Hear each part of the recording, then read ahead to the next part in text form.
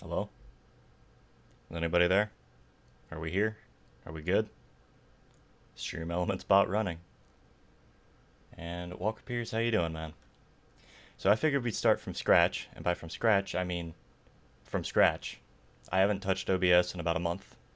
Um, Aside from getting it set back up for the stream, the couple things that I can't get set up while I'm on stream.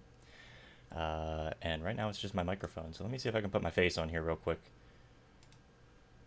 Yo, what's up, Walker Pierce? Also, man, you can't be typing shit like that into the chat right now. I'm read I'm reading that message that you put out before stream, and it's whew. All right, let me see what I can do here. That's right. Refresh device list. Oh, that's nice. Okay. Um, that's mildly annoying. But it looks like my phone's not working right. The real thoughts I've had, dude, I have them all the time, man. I totally get it. I don't know if stream's the place to talk about them too much, but they're here. Anyway, I'm sure I sound like shit right now as far as microphone quality goes. We are going to fix that. We're going to fix a lot of things here. Except apparently my my phone isn't going to be working as my camera today, which is mildly annoying because I don't think I have a backup anywhere. Someone reminded me of the Constantine paradox the other day, and it really messed with me. Oh no, don't apologize for it. I'm fine with talking about it on stream, really. Um, Let me mess with a thing real quick. I need to check and see if something has been installed.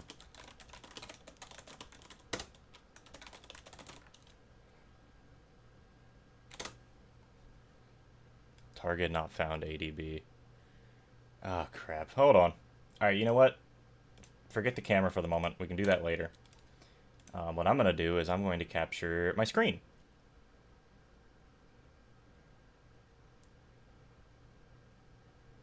Screen capture of the 1440p display. Perfect. Yeah. Alright. So I guess first things first, let me get a little bit of music going for you guys so we have something in here while working on stuff. Actually, you know what? Real first things first. There's some population, or there's some things that I have. I was reading the chat, so I said population. There's some things that I have pre-set up because I can't set them up while I'm doing stream. A couple of them are some OBS plugins, which I'll go through, actual streaming settings in OBS, and a couple extra programs that I use on a regular basis. So the first one is going to be called Easy Effects. And Easy Effects is basically what I use for my microphone effects. This is a Linux-only program, although you can find effects that do the exact same thing in other programs or in other operating systems, Windows. Basically, you can use VST plugins too in OBS, or just the built-in OBS plugins. So, welcome to the void. Population, everybody and nobody. Exactly. All right, so the first thing we're going to do here, there's some population. Already off to a great start. Yeah, it's been a month. All right. And for anybody wondering where I've been, I went on vacation and I came back and I had to really sit down and decide if I wanted to continue with streaming, because I think that I enjoy it personally, but it took me a little bit to come to that conclusion, if that makes sense. Where's the noise gate? Where's the gate? There it is. Okay. So the first thing we're going to put on here, let me make this a little bit bigger for y'all, is a noise gate. And I would add music to this, but we're going to add music in a slightly different way, I think. So basically a noise gate is going to just shut off all the sound below a certain loudness. Anything that is below a certain loudness is just going to not be picked up by the microphone now. Which I'm sure you can tell because now it's dead silent in here as opposed to when I turn this off. And then you've got like a little bit of ambient noise in the background. A gated noise community. Thank you, Walker Pierce. So I normally set my noise gate. So as far as my microphone settings, I've got the gain turned all the way down on the microphone dial, and I've got the I'm using a Blue Yeti, so it has an adjustable pickup pattern, and I have the pickup pattern set to a cardioid pickup pattern, which means it is only really picking up in front of the microphone very well. It's not picking up stuff to the side or behind it very well, and it's only within like a certain radius. So hopefully, it's only going to be picking me up. But the noise threshold that I like to set for this is going to be around -28 normally. That way, it picks up when I get kind of quiet, but it doesn't, maybe even a little bit lower, but that way when I get kind of quiet like this, it still picks me up decently, and I don't have to worry about it fading out randomly. But it still cuts out a lot of that ambient noise that tends to show up otherwise. That being said, when you're speaking in front of a stream or anything with a microphone, you should be trying to like be decently loud. Like you should be aware of how loud you're speaking because that's important. So once we've cut out all the background noise, or as much as we can, as far as, compression and all that, the next thing we want to put on is going to be, well, as far as like noise gating, next thing we're going to do is the compressor, which, I kind of said already, but we only keep the best noise here, keep out the riffraff. I mean, that's basically that's what audio engineers do. So there's a lot of things going on here. Compressors are going to try and squish sounds. Basically, it's going to take the loud sounds and make them softer, and take the soft sounds and make them louder. Okay. In this case, this is in a downward mode, which means it's only squishing the loud sounds down to be softer. I don't know what up. I mean, I would assume upward takes the soft sounds and makes them louder, which you generally don't want to do. Basically, this is going to decrease the dynamic, like it's going to decrease the volume range of what you're doing, which makes it a little bit easier to understand me in some cases. So we're going to set the microphone ratio to 3. Somewhere between 2 and 3 is usually appropriate, or 3 and 4 for vocals, spoken vocals. We're not going to mess with the knee here. Our attack is going to be set to 1 millisecond. We want that to be as low as possible, so that as soon as we begin speaking, it immediately picks up on our voice and tries to squish it down so it's within a reasonable range. If we're speaking, basically what a compressor is going to do is if we're yelling really loud, it's going to make it a little bit quieter. Just a little bit. But it's going to try and even everything out. Basically, it tries to equalize everything, but if you set it too strong, everything just sounds muffled. Yeah, I mean, if I set the ratio here to like fucking 20, okay, now everything sounds about the same volume no matter how loud I speak it. Assuming it's on at least. Yeah, it's on. Okay. So then the threshold, it's definitely going to be higher than -12. We're going to make it like minus.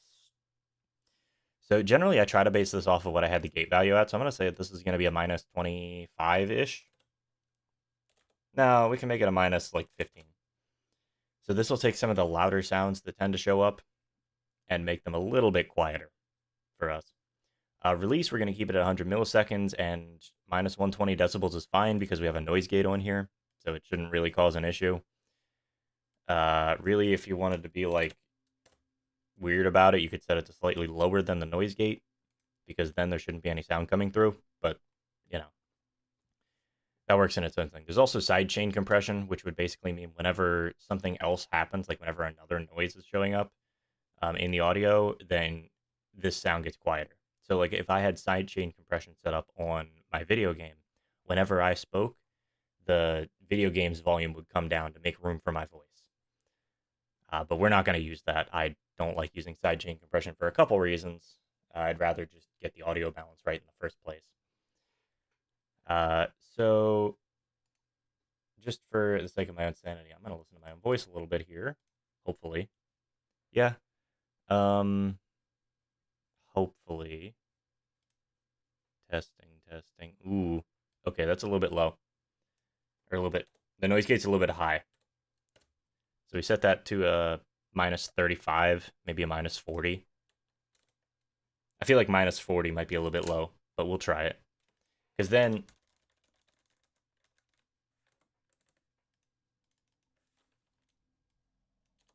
yeah. I don't know how I feel about that one. Why is the attack so high? Attack should be like... well... the release can be longer. And the attack actually can stay right around 20-ish, I think. Yeah, because you guys aren't hearing a ton of the clicking. Even if I set it a little bit higher, secretly, this is actually the fabled DMC5 stream. Yeah, I'm gonna swap stream. I'm gonna swap scenes, and it's just gonna be the DMC5 stream. That is happening soon. I know I kept saying, okay, it's happening soon, it's happening soon, it's happening soon, blah blah blah. No, I want to do it soon. I'm gonna stop listening to my own voice now, so I don't start speech jamming myself, because that's a thing that happens when you listen to your own voice with a slight delay. It does tend to speech jam you. Let me see here. I don't know how stream quality is, by the way. I'm gonna try and keep an eye on it while I'm looking at things, but we'll just have to see how it goes, really. I think everything's fine, other than me like dying over here for some reason. Let me go check the video stream real quick, because I'm curious now. Biggest debate on in drama history. I don't know. I've done some really stupid shit before, but no, I don't think that this is gonna be. I didn't ping the Discord. Oops.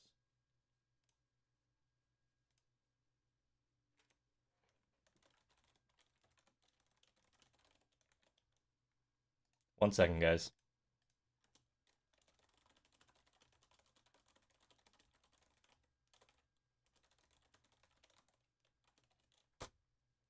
The only reason that I did this stream and is because I think that it's an interesting idea that hasn't been done a ton before, not because I think it's going to be particularly good content. Oh no, don't worry about it, Walker Pierce.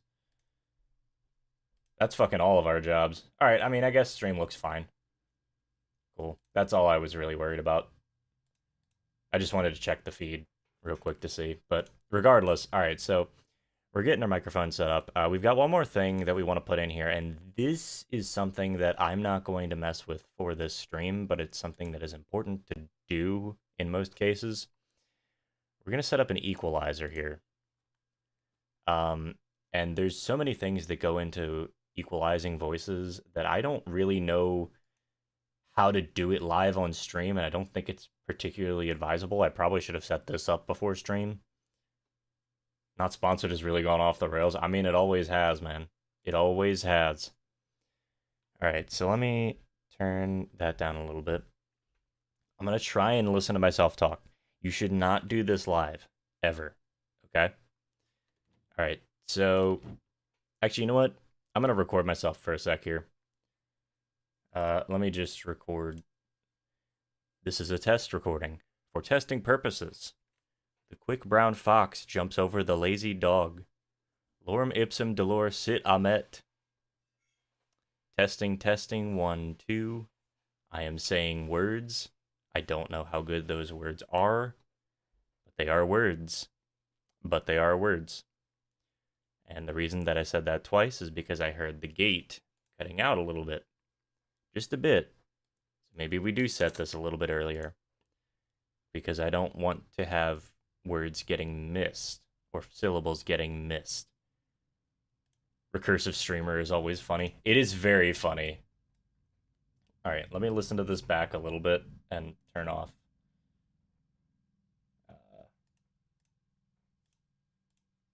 All right.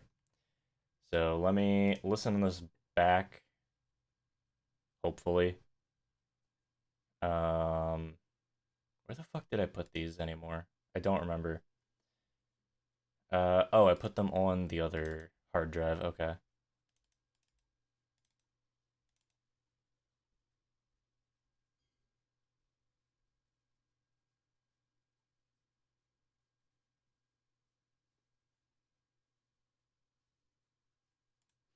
So I have a notebook actually. Hold on, let me go get my notebook. I have a notebook with a bunch of this stuff in it. Um, there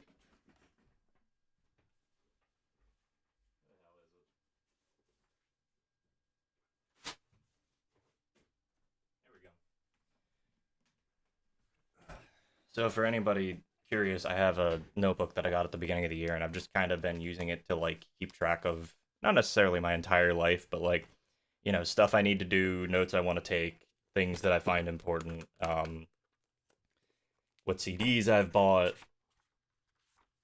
And I've got somewhere around here, on one of these pages, I have a note. I have notes on vocal EQ. There we go. Okay, so 0 to 50 hertz is basically super low range. There's nothing useful. The Sunbreak update has been pretty fun. Hey, good, man. I'm glad. I'm glad you're having a good time with it. I still haven't bought Sunbreak, unfortunately. It's just not really in the cards right now. So what I'm gonna do is I'm gonna set this. So 0 to 50 hertz definitely has no useful info, but 50 to 100 hertz has some kind of useful info as far as like audio goes. Um, for the record, humans can only hear 20 hertz and below. So anybody who was curious about that. So we're gonna set this one to 40 hertz, and it's going to be a high pass. And we're just gonna cut out all of that lower end data there that we're not really worried about, you know? We're gonna set the quality. I don't think the quality matters, actually. I don't remember how to get out of this screen. Is it just escape? Yeah. So we're gonna set a high pass. We're actually gonna set that right at like 50. 0 to 60 hertz in 0.25 seconds. I hope it's faster than that. Otherwise, we are speaking very slowly. But anyway, so you can see right here, so this is a waveform chart for anybody who's never seen one before. Or at least it's what it's supposed to look like. You can feel other hertz ranges sometimes. Oh yeah, you can feel low hertz. You can feel subsonic hertz. But it's not something that you're going to hear in audio usually. Like it's not intelligible speech. It's something that is just there. So we're going to get rid of a lot of these bands because we don't need this many bands at all. We need like maybe 10 tops. So 50 hertz, high pass. We'll just sit that there then. Next one. So this says it's 27.8. So we've got some range in the 50 to 200 hertz range. There's going to be your room resonances and your, or at least your low frequency room resonances and your bassy voices are going to be. Now my voice is, I'd call it a baritone. And listening back to this, so I also have to take into account the proximity effect on the microphone, which is as you get closer to a microphone, more bassy frequencies become more powerful. So I'm sitting pretty close to my microphone right now, but I'm trying to like lean back a little bit so I can hear, so I can like get a sense for where exactly I was sitting when I was speaking that. We need the all think of our canine listeners. I thought that was supersonic frequency, not subsonic. I mean, like most people can feel, like you can feel it in your chest when you've got a good bass rumble going. So let's say, I don't know. Let me look at this waveform right here. So on this waveform, I'm seeing a peak in frequencies right about here. So we probably don't want to boost those. But we've also got frequencies. We've got like this area right here is a little bit low, maybe. So why don't we try about 155, and we're going to keep that quality at about there. And we're going to just boost it slightly so that it's a little bit more even there. So we can get a little bit more bass out of the voice while hopefully not sounding too intense. And one of the things with this is you usually want to cut frequencies before you boost frequencies. But I actually like the bassy sound of my voice. I don't think it sounds bad. And all of this is subjective, is another thing. All of this is a subjective thing, honestly. So here's hoping that this works out, you know. Or at least it sounds good to you guys. So 0 to 200, I don't think there's anything else in that range that I really want to boost super heavily. As far as cutting, so the next range of frequencies is 200 to 600. This is where nasally vocals tend to come in, and probably where you want to be cutting things a little bit, because my voice can be a tad bit nasally at times, especially when you take into account room frequencies. Actually, you know what I probably want to do? I probably do want to cut that, like, 100 hertz range? Yeah, let's do that instead of this boost. And like I said, I don't want to go super in depth with this on stream because this is something that takes a while to really get used to. But it's something that is also subjective. And so you can mess with it yourself and figure out how you really want to deal with it. The Maryland crab accent, I don't think that's what Maryland crabs sound like, as far as I can tell. So yeah, I mean, I guess everything else here sounds more or less fine. If you want to get picky, this like 200 hertz range probably could use a tiny drop. It doesn't have to be much, just a little bit. Like a couple of decibels here is all I'm doing, like maximum. Because like you can cut all this out, and then suddenly this sounds like crap. Like let me turn on my monitoring. Yeah, this sounds like crap. This sounds like a radio recording. That's bad. You don't want that. You want something that sounds just about right. Not too much, not too little. Not too much. Ooh, ow. I apologize for that one. I didn't mean to knock it up that much. But, yeah. Ow. Anyway. Also, testing for room frequencies isn't something I'm very capable of doing. I'm not a trained audio engineer, so I can't really figure that out. Or at least on my own right now. So we're just going to leave that for the moment. This compressor doesn't feel very useful. Ouch, I apologize.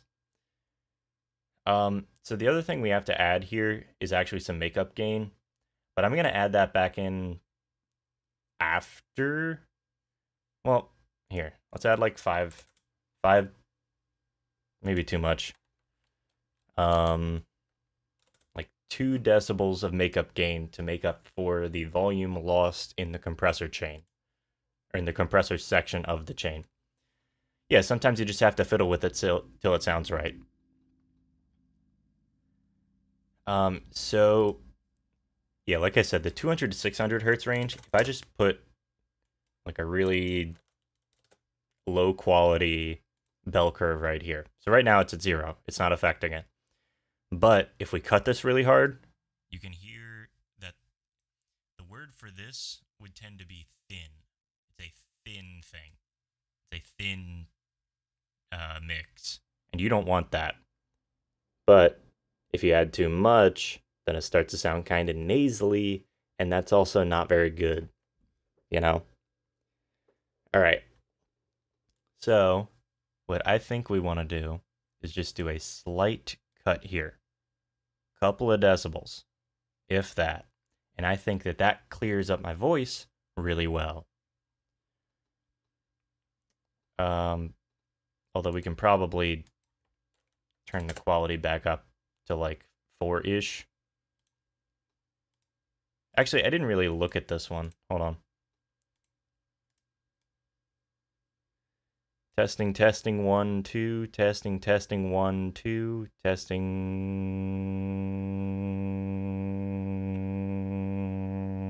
I'm going to hit that 320 hertz range there. That's just a little bit high. I'm going to make that like a 5. The quality affects the sharpness of the curve. Or like the sharpness of the thing that is modifying the curve, which sounds weird.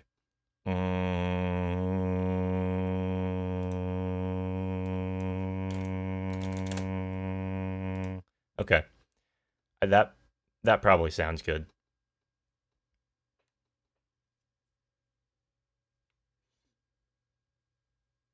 Testing 2 1. Thank you, Walker Pierce. Or 1 2. I like how I read testing right and then I read the 2 1 backwards. Anyway. Yeah, I think that sounds good for that range. There's not a ton of super nasally frequencies that I have that I'm like upset with. So I think that's fine.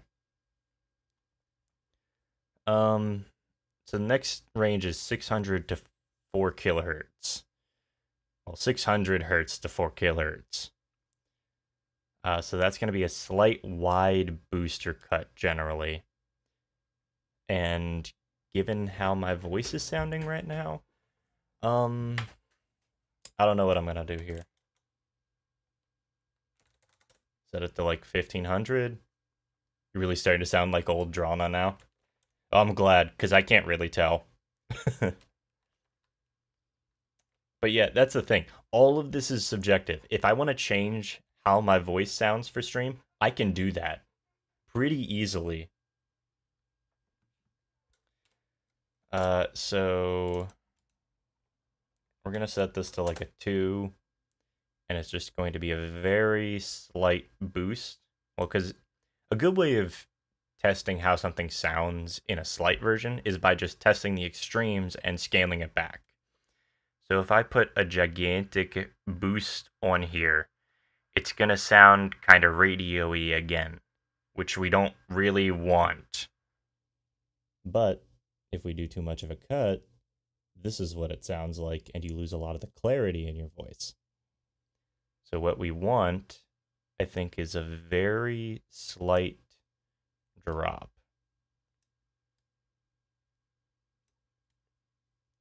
If this will let me nicely. Welcome to Dralna AM. Exactly. By the way, if you ever want to sound like a radio, like an old-timey radio announcer, all you gotta do is cut your bassy frequencies, and maybe boost your mid to highs. So 4 kilohertz to 8 kilohertz is your sibilance and whistling. You can put a slight cut on this, but if you put too much of a cut, it's just going to sound bad. I was trapped in a box for a moment. Yeah, boxy's actually another sound that gets used, or another word that gets used to describe the sounds there. Mind you, I can still hear myself talk with a slight delay the entire time I'm doing this. So if some of my speech patterns seem kind of weird, that's probably why.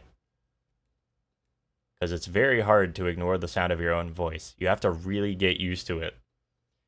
Anyway, so here's Wonderwall. I mean a slight cut on my sibilance frequencies, which are your frequencies that have like those are your like sibilant frequencies, very high end frequencies that you typically don't worry about much. But given that, if we cut them out, this sounds pretty much like crap. Whereas this starts to sound really harsh. So you really need to be careful with these. You just really need to be careful with these. So I think that that's probably good. Your 10 kilohertz plus frequencies are going to be what's called your air frequencies. Some people call them like sizzle or your brightness. You probably don't want to boost these. It's going to sound very harsh, and that's not good. So if I just do like a quick boost at like 15,000 hertz, if I start boosting here, all you're going to hear is more noise coming through, you know? It's harsh and it sounds not very good. In fact, but if you cut these, suddenly you're still missing a lot. Even though it's a super high range, and you wouldn't think that it would affect your voice that much, it's actually very important to the normal vocal range. So what I'll typically do here is I'll just throw in like a really solid cut, you know, at like a very high range. So in this case, we just want to remove some of that weird sound that's showing up, you know?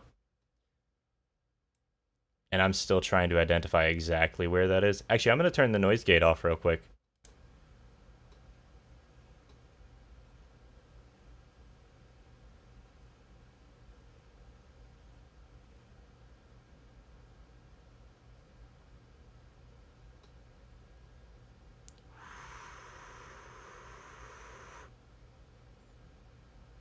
It's like right here.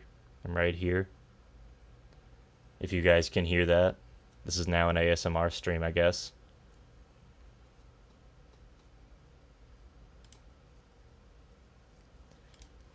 So this is where we go back over everything and just do a couple more cuts.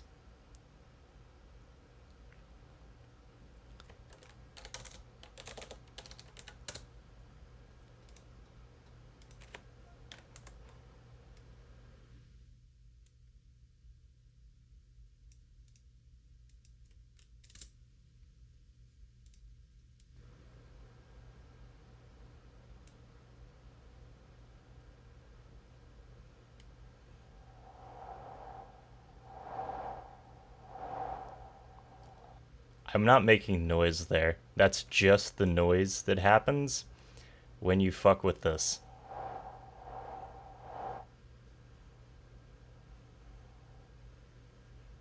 So we definitely want to cut that. And I think that that actually helps tremendously. But we've definitely got a higher frequency too.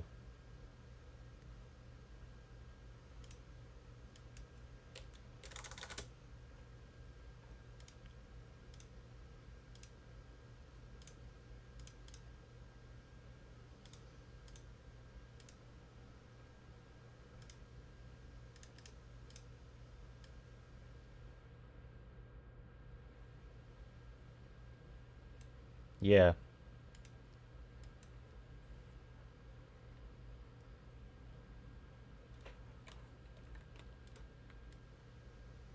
Populate stream. That's all good. I don't really care if anybody shows up. I'm just here to vibe, and I appreciate you being here, Walker Pierce. I forgot what the formula for this is, but also that kind of explains it. You can find the width of a wave via the frequency and the quality, or the width of like a modulation in a high pass filter, or any sort of like bell curve or anything. Yeah, I know, man. You are very much appreciated. Alright, so let's set this to like 60. So it's only affecting about 100 hertz.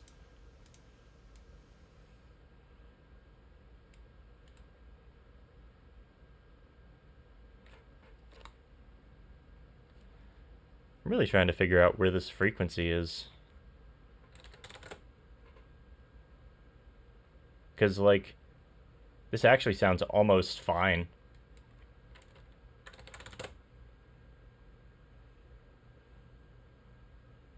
Is it this right here?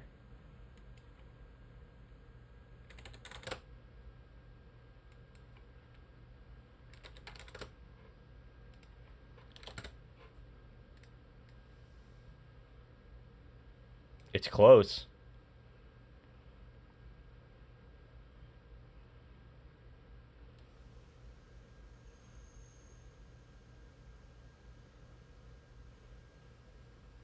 I think that that's a right frequency to cut. But I also need to cut this one. I apologize that this is taking so long. I said I wouldn't do this, but also, now I'm doing it, so... Aw. Thank you, Selenia. It's very much appreciated.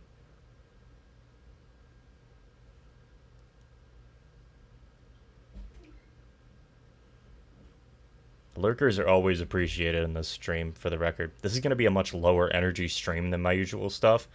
I need to get back into things. That's just what it is.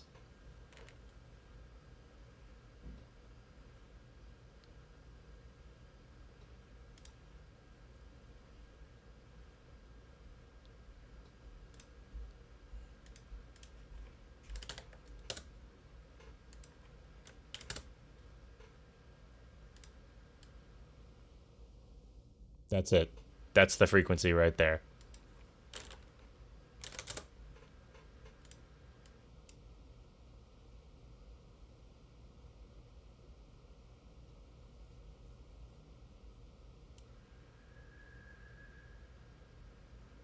Or at least it's very close. Maybe the real frequency was the friends we made along the way. Fucking cheers to that, man. I don't have my camera on. I've been drinking less soda recently. I know the joke is that I like Pepsi a lot, and I continually just talk about Pepsi. recently I've been going over to sparkling water, or at least trying to drink not as much soda, and I think I've been feeling better for it when I'm not dealing with caffeine and sugar withdrawals.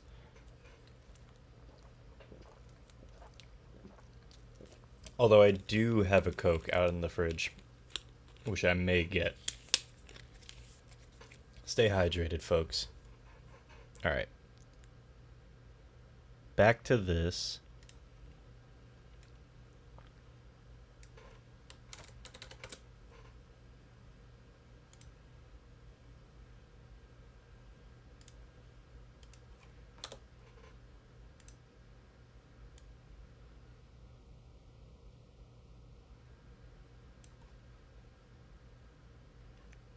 So, I mean, I think that this sounds pretty good. Just personally. My voice is loud enough that it's overriding a lot of the smaller issues that come up from the ambient noise in the house. I switched to Diet Dr. Pepper, and it honestly helped a lot for my health. Good, man. I'm glad. Alright, so we got one or two more effects we still gotta add. The first one is gonna be a limiter. And the reason we're adding a limiter is because it's generally very bad. Well, I don't need to listen to myself anymore. I'd rather not speech jam myself if I can help it, because it does take a lot of brain power to not speech jam yourself while you're talking like that. But yeah, no, I'm glad that switching over to Diet Dr. Pepper's helped. For the most part, I've just been trying to limit my intake of sodas in general. I also just don't drink much alcohol anyway, but I have been drinking a little bit more alcohol recently. I don't feel like it's an issue enough for me to be like, yeah, I need to like stop drinking. Vinny, please remove the limiter. So what a limiter does, for anybody wondering, is basically a limiter is going to... That should be low. A limiter is going to more or less... any frequency or any volume that is too loud, it's going to act as a compressor with an infinite ratio here. So on the compressor, you see this ratio thing. Basically, the way that works is it's going to take for every what's a good way of putting this? Yeah, it prevents like a lot of shit from blowing out your eardrums. If your microphone gets smacked, basically any loud noise. So how a compressor actually works is that whenever a noise goes over the threshold that you've set, whenever volume goes over the threshold that you set, in this case 15 decibels, for every decibel, the way the ratio works is, in this case, for every 3 decibels that the volume goes over that threshold, it only increases in volume 1 decibel once it goes out of the compressor. So what a limiter is it's effectively a compressor with an infinite ratio, which means that any sound that goes over that compressor or over the threshold doesn't make any more noise. It automatically caps it at 3 decibels. And I don't know what this boost does, and I'm kind of scared to find out, but I'm going to listen to this really quick just so I can hear what this does. I am going to yell. I apologize. Ah! Wah! Okay. Limiter works. What happens? What does the boost thing do? Wah! Ooh! Yeah, I don't want that on. Okay. So that sets up my microphone effects chain. Monkey time. Yeah. But anyway. Yeah, so for anybody who's wondering about like what my effects chain is, this is your answer that you're going to get. I was going to make a whole series of videos on this sort of shit. I still might, just so that there's a little bit more of a cohesive, like, you know, proper YouTube video setup. But frankly, I get so caught up in the fact that I don't want to edit footage that a lot of the time I'm just not really feeling like doing it. Or I'll like distract myself with other things to avoid doing it. So I don't know, maybe this is what we get. I don't know what any of this shit does, for the record. But anyway, that's my basic audio chain. And that's most people's vocal audio chain. It's going to be your noise gate, your compressor, your equalizer, and your limiter. And the only things that really change are the thresholds, the attacks, the releases, and the equalizer settings. That's how most people do their chains, or at least. And another important thing to think about when you're doing this sort of thing is something called gain staging. So, long story short, you don't want to. If you need to increase your volume in OBS, don't increase your microphone's volume like on the microphone controllers, like on the microphone like itself, because that's going to boost the gain from the microphone, which means that if suddenly the microphone audio is too loud, you've got less to work with because it's just going to be loud no matter what you're doing. It might clip the microphone, it might do any number of things. Generally, especially for solo stuff, you want to keep the microphone input as low as possible, or at least with a compressor, with a condenser style microphone. You want to keep the input as low as possible, and you want to make sure that the you want, if you have a cardioid pattern, make sure that it's set to that. Those are the two big things that I can say that reduce a ton of noise out of condenser microphones, which do just tend to pick up everything and its fucking brother. I have literally, so if I swap this microphone to the right settings right now, you guys could hear cars on the street about 50 feet away, easily. You could probably hear somebody dropping a tree in the woods behind my house if you really wanted to. Just from where my microphone is now. These are incredibly sensitive pieces of equipment, which means that they lead to really good, accurate capture of human voices, which is hard. But also it means that they pick up everything else too. So it just kind of sucks sometimes. Anyway, I think that's good. So that's my audio setup, okay? We can sometimes hear father drama mowing. Yes, sometimes you can hear my dad mowing because he gets very close to the house and it's very loud. But anyway, so that's your basic setup there for audio. There's other ways you can do this if you're not on Linux, which I imagine most of you probably aren't. If you go into OBS settings, or rather, if you go into OBS and right-click on your source, it'll show an option called filters. In OBS, they do have built-in filters, and OBS can take VST plugins, and you can use those. Unfortunately, they're kind of broken on Linux, which is why I'm using this, because this is also basically just VST plugins that are being used in real time. But you can do it in OBS directly too, and you can look up tutorials on how to do that. I recommend Reaper plugins. They're excellent. They're what I used when I was on Windows. They're good. But yeah, so with that done, I'm going to minimize that, and we're not going to worry about it anymore. So let me go over my actual like OBS settings, because I didn't do that earlier. So I'm on YouTube. So your streaming settings are going to be a whole thing. You can set them to simple, or rather when you open up OBS for the first time, your output settings are going to be on simple. You want them to be on advanced, just trust me on that one. When you're streaming, you only get one audio track to YouTube, which for me is audio track 1, which is what everything's on right now. For an encoder, you have a couple options. I get enough Linux in my school and work, so I'd rather deal with Windows in my off time. I just don't like Windows anymore. After messing around with Linux enough, yes, it's a pain in the ass. Yes, there's a bunch of issues with it. I still like it. So it's a personal preference more than anything. Anyway, so as far as encoder choices, there's gonna be a couple things here. You will probably see. So you probably won't see this FFmpeg option, but X264 will be here. Your other options, if you're on NVIDIA, will be an NVIDIA-based encoder, which, if it's the NVIDIA new encoder, use that shit. Okay? Long story short, the very, like, rough end of it is X264 is CPU-based encoding, which means it's using your computer's CPU, the thing that does all the math, to do graphics stuff, which is generally going to be not as efficient, but it'll generally look pretty good. X264 typically looks better or about the same as graphics card based, like GPU encoding. But if anything says NVIDIA or AMD encoding, then you should probably use that, because it's probably going to use less power on your computer, and your computer's probably not going to freeze up as much. That being said, if you have a really bad GPU, you might want to try using X264 anyway. As far as your options here, rate control for streaming, use CBR. Just trust me on this one. Use constant bitrate. That's what this stands for, as opposed to having a variable bitrate.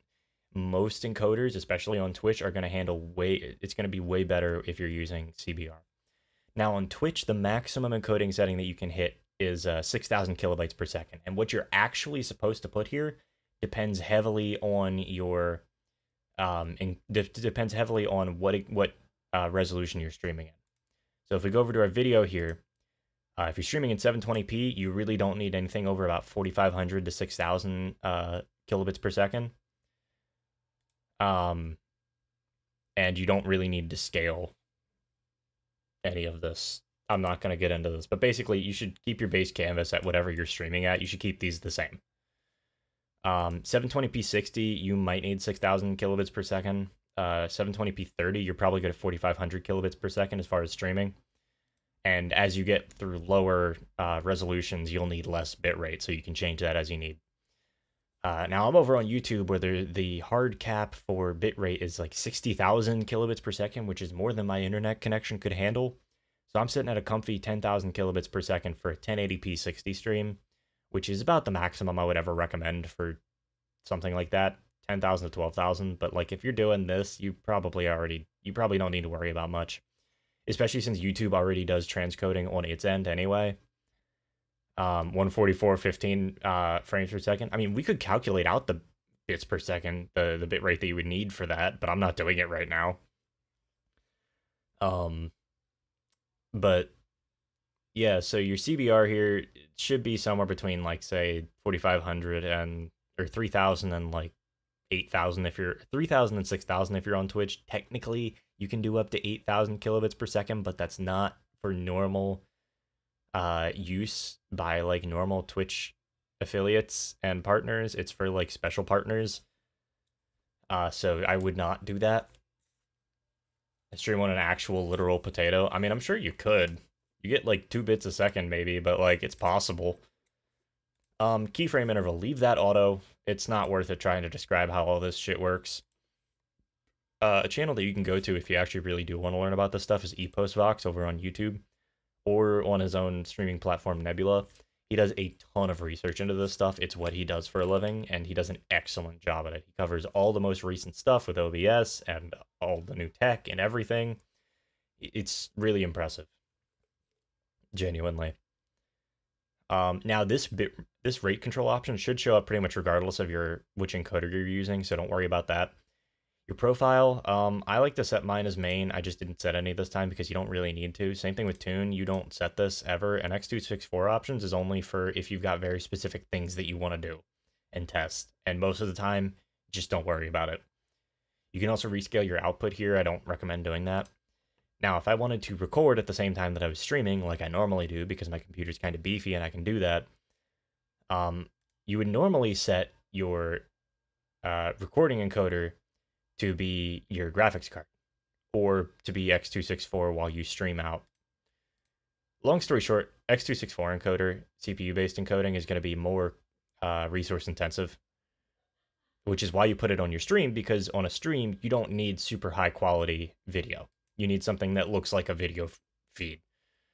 And so you generally use CPU for that. And then you would use your GPU, which has built-in cores that are made for recording, basically, and encoding video, to actually record video locally, because you want those files to be much more high quality. Type standard, I've got my recording path there. Recording format, I almost always pick MKV. The reason being, if you have an MP4 file and your computer if you're recording an MP4 file and your computer shuts off or OBS crashes, that entire MP4 file is lost. With MKV, it's not lost like that. That being said, it's kind of a funky video format to work with, so there's only so much you can really do. Encoder, I'm also going to keep this one on X264 because the rest of these are AV1 and aren't suitable for real-time video recording. Apologize for my mom laughing in the background. There's nothing I can really do about that. The year is 2122. Due to the consumer semiconductor shortage, we gamers have had to resort to building our gaming PCs entirely out of potatoes. The most prominent country for gamers becomes Ireland, where they just grow a metric fuck ton of potatoes and then hook up every potato with wires to make a giant farm. It looks like a Minecraft Redstone computer. It just looks like an absolute mess, and it somehow plays Pokemon, first gen Pokemon perfectly. Now, as far as encoding settings here, CRF is going to be your best friend. CRF, you could use VBR here. I typically don't. CRF, basically, this is a number. It's an arbitrary number that represents a quality that you can get. You could also use CQP, I think is what it's called. But CRF and CQP are basically the same thing. Or very similar things. The lower this number is, the higher quality the recording is. However, anything below about 18 or 15 is going to be... You're not going to get any higher quality. You're not going to notice a higher quality out of it. And it's going to start bogging down your CPU or your GPU really bad. So you want to ignore that. Again, keyframe interval, leave that alone. CPU usage, fast. Profile, I'm keeping this one on main for this, and I'm not using any tuning. Audio, I'm not messing with this. 160 kilobits per second, or 100, whatever the bit rate here is.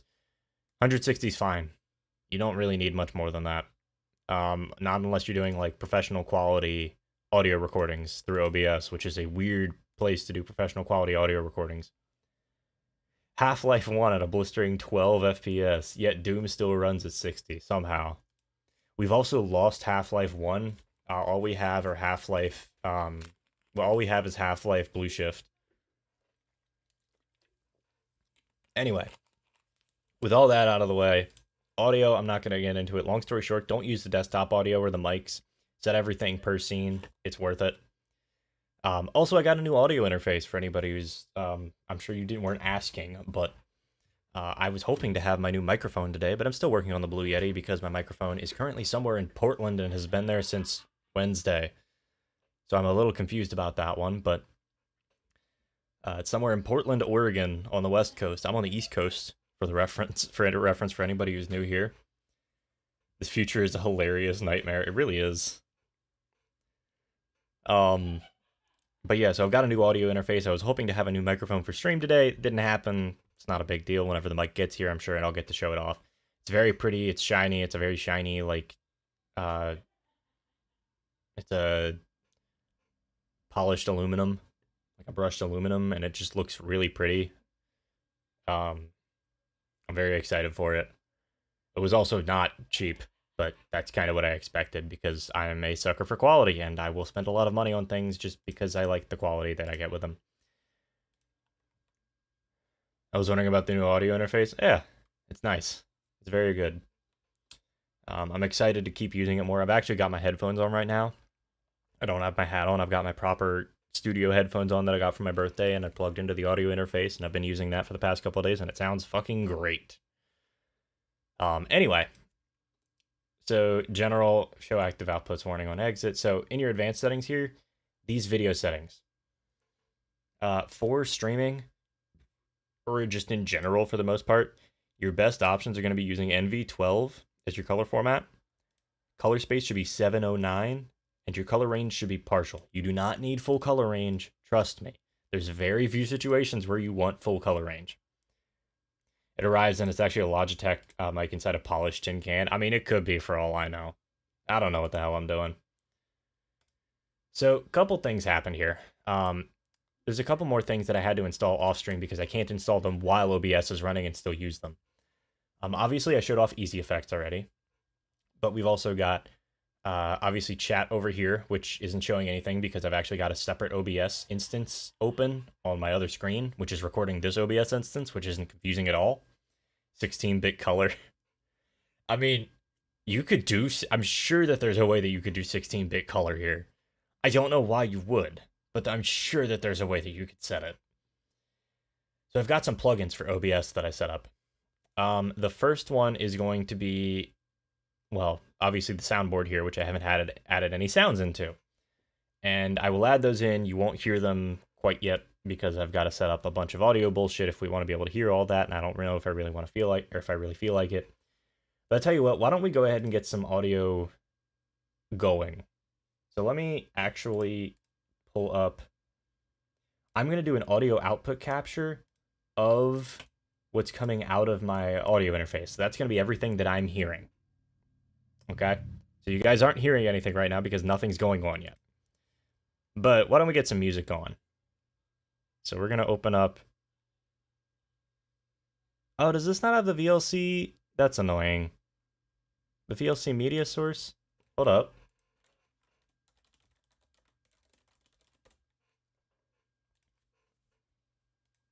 Any problems?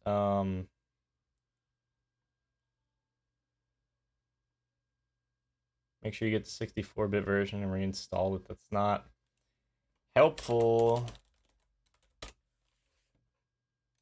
Can't get the VLC. Okay, so I'm not the only one who's had this problem. You can't get the VLC source with. That's annoying. Better question is, if I have the option, why wouldn't I? That's true. 16-bit color is certainly like a very particular vibe, you know? So, okay. I guess we can use a normal, we can use a normal audio file or a normal, playlist for this. So it's going to be a local file, and I should have on here somewhere. We go to music.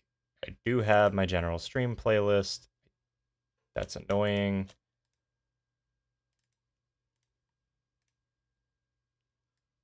Well,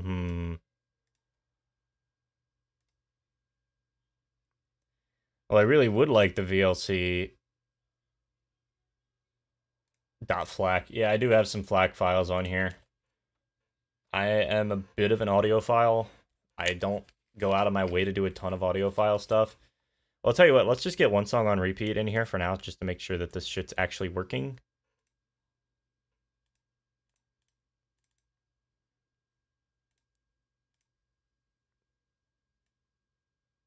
I cannot hear that. Can you guys hear that? No. Okay, so why is... Oh, it's because I don't have it set up to monitor, dumbass. Ow. Anyway, that'll work for the moment. Starting off with the audio, so I guess this is gonna be my this is gonna be my face cam stream. Or my face cam thing. Yeah, audio works. Shout out to Future Funk for just being a fucking bop. I was listening to all of this yesterday after not having listened to it in a long time.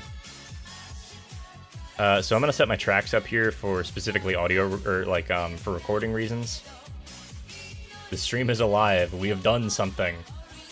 We have done something very important. All right, so there's one more thing I have to sort out here.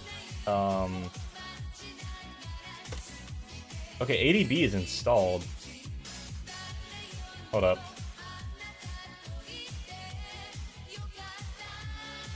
I gotta check something. I definitely had this working the other day.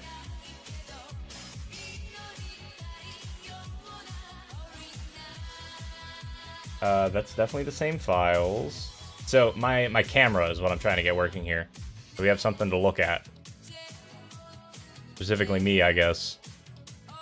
But hey, something on the screen's better than nothing, am I right? Thank you, Nightbot. It should be Nightbot. I don't know if I can rename it because it's just another YouTube channel. It's not like it's on Twitch where you can just rename the bot by going in. Like, it's Nightbot. It is just the YouTube channel for Nightbot. I would have to, like, make my own bot and name it Nightbot.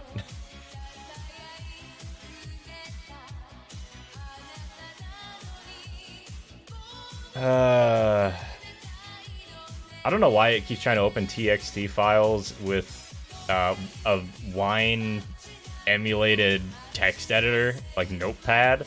It's fucking weird, and I'm annoyed that it keeps doing that. Yeah, I know, it's a shame. For Arch users, you can do sudo pacman. Here. Just to ensure that I actually have everything up to date here.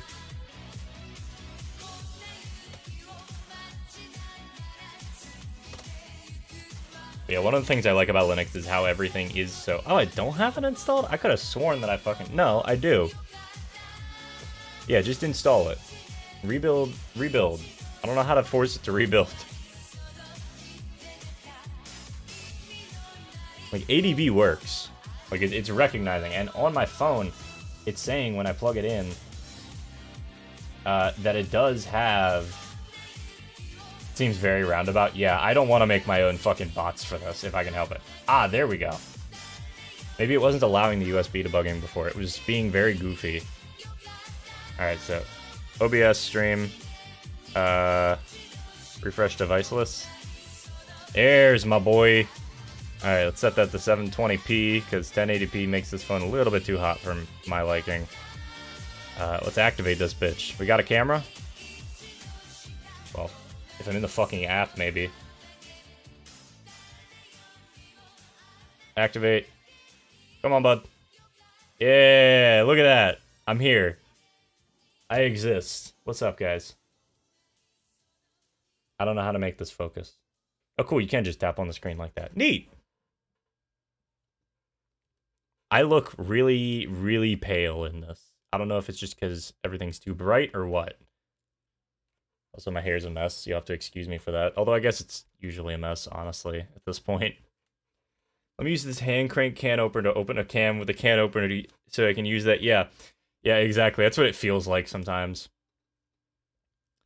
Alright, can we play this on loop? Just for the moment. All I want to do is play that on loop. We'll fix all of the other shit later. But alright, we've got a camera. I am a streamer. We got a camera.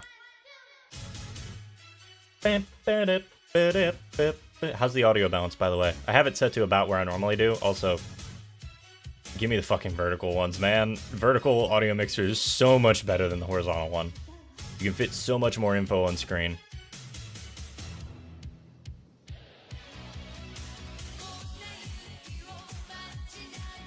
The exact same logic as opening opening wine to open a text file when Linux already has a text editor. Yeah, I don't know why it was set up to .txt had a default using Notepad through wine. Sounds good overall. All right, cool. So next thing's up is we actually need to add my microphone because right now it's only running through the other stream.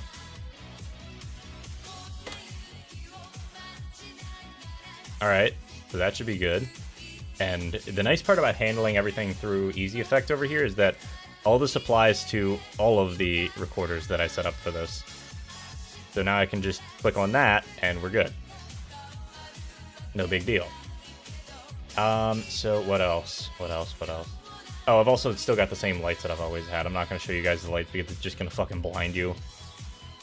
But I look... Alright, so next thing is... I guess... let's mess with the filters on here. Because I think that we need a little bit of color correction on here.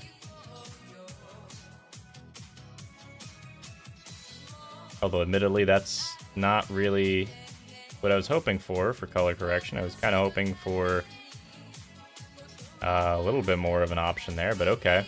Alright, so let's turn up our saturation slightly.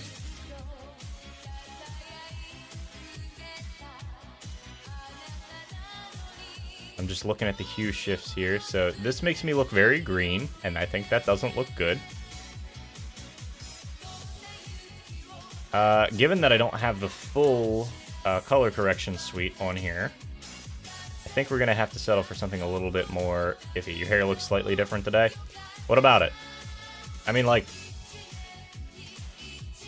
it's just because my hair tends to curl, like, really bad. And it's getting long to the point where it is going to start curling like that. That's why I typically wear it short, is because I literally can't wear it long. Otherwise, it just curls horribly. But, like, my hair. That's what it do.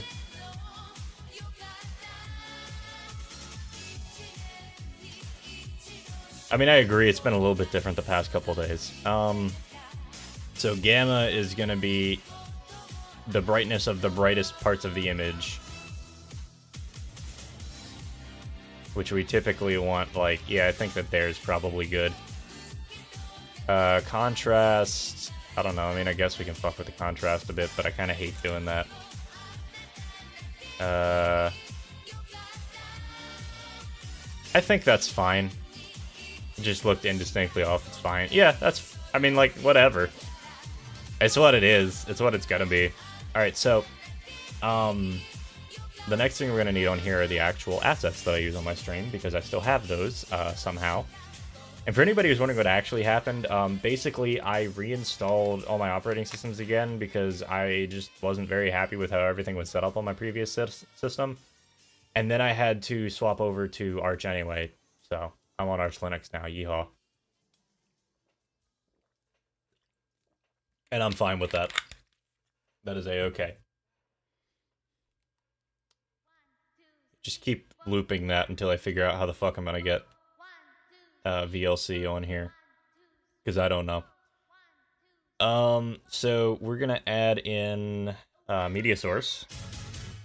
And this one is going to be Facecam frame.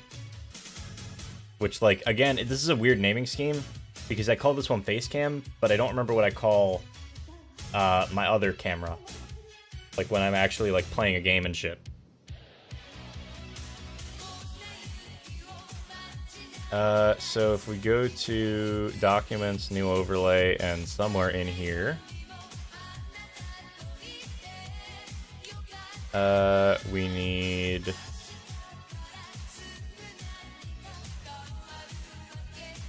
That's not the right one.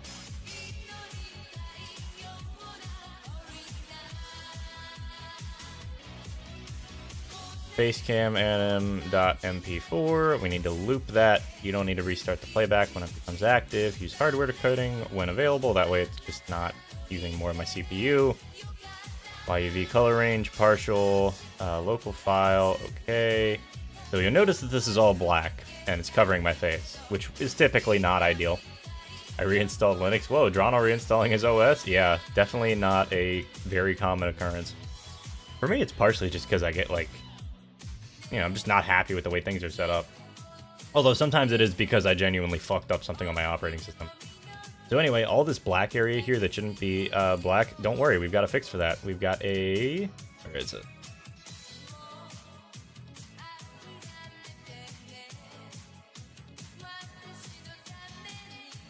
We've got a Facecam mask.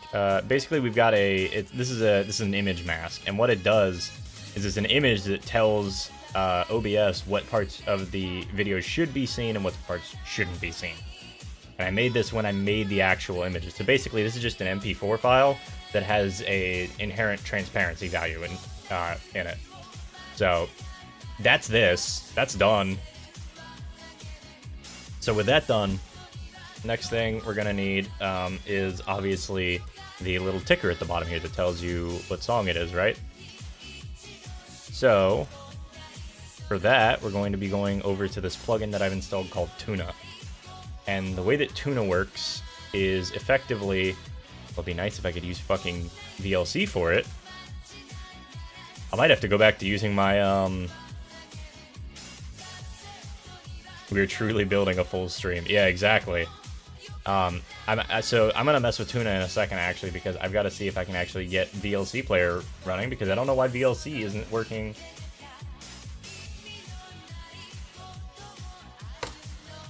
I don't know why it's not working, because normally that's just there, and I'm not sure why it isn't right now. I'm actually gonna go over to OBS and check that out. I'm gonna check out the forums real quick just to see what's going on there.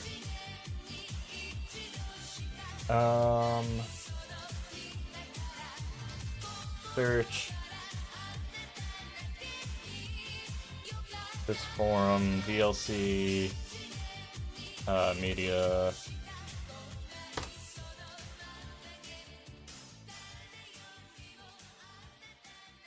So the way that I used to have this set up is I would use Tuna. Tuna is a plugin for OBS that basically lets you take song data and put it in as a text file that automatically updates whenever the song changes, which is how I did this ticker beforehand. I would just display that text file with a scroll on it, and it would work fine. Unfortunately, it doesn't seem to be letting me do that. Can't get VLC media source with the Flatpak release. That's one I was looking at earlier. OBS bug. IP camera.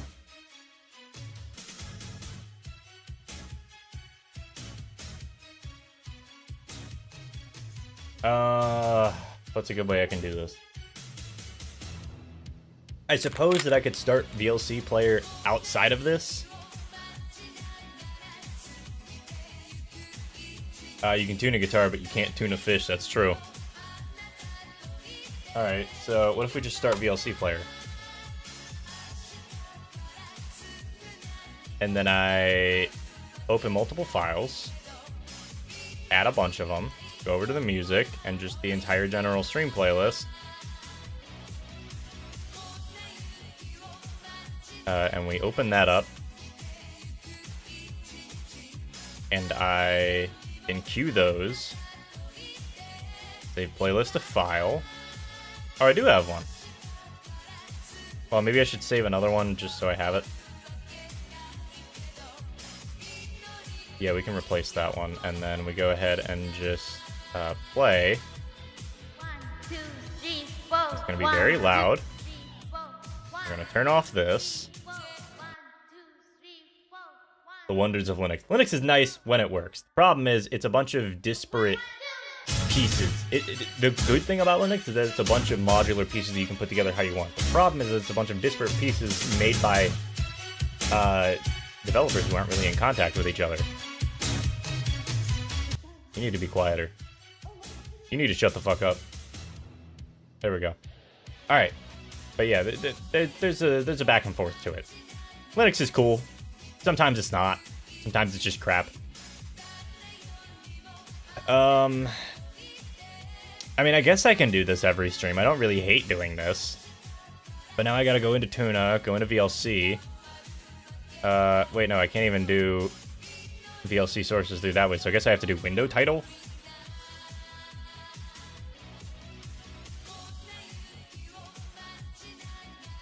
Search term in the title, VLC...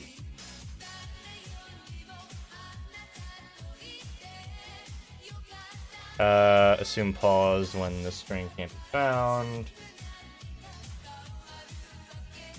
Text modifications. Alright, so we just want to cut, however many this is. Now playing. Yeah, exactly. This is what happens when I have all my stuff set up. Like, I had a very specific vision of what I wanted, and I was finally able to make that in OBS for my live stream. And that took a lot of effort, and I kind of want to do it again because it was fun. But also, Alright, so how many characters are in VLC media, or from the dash onwards? So it's 1, 2, 3, 4, 5, 6, 7, 8, 9, 10, 11, 12, 13, 14, 15, 16, 17, 18. We apply that, we hit OK. I actually need to go back here. So we've got basics, cover path, we're not even worrying about. We don't want to fetch covers. Remove file extensions from title. And then we want to add a new song output.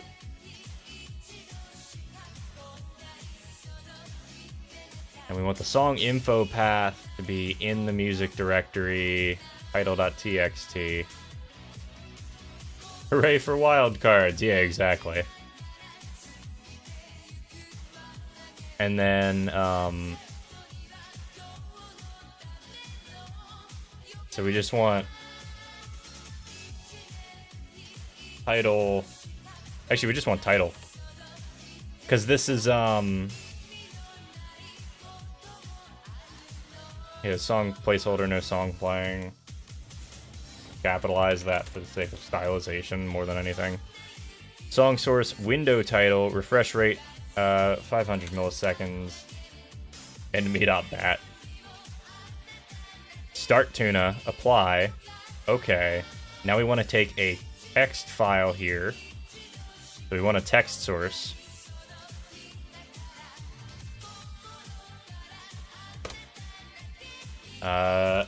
I believe I have my font installed. Yep, estrogen's there. Read from file. And we want to just read from title.txt in music.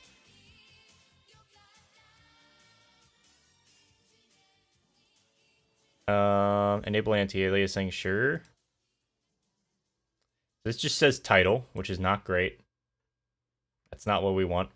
So that's an issue with Tuna, which is fine, because that's usually easy enough to fix. Variable title. Okay, so it needs to be lowercase. Got it.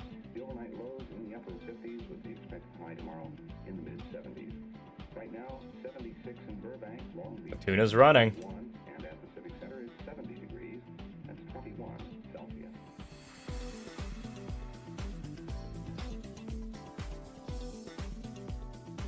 Hold on.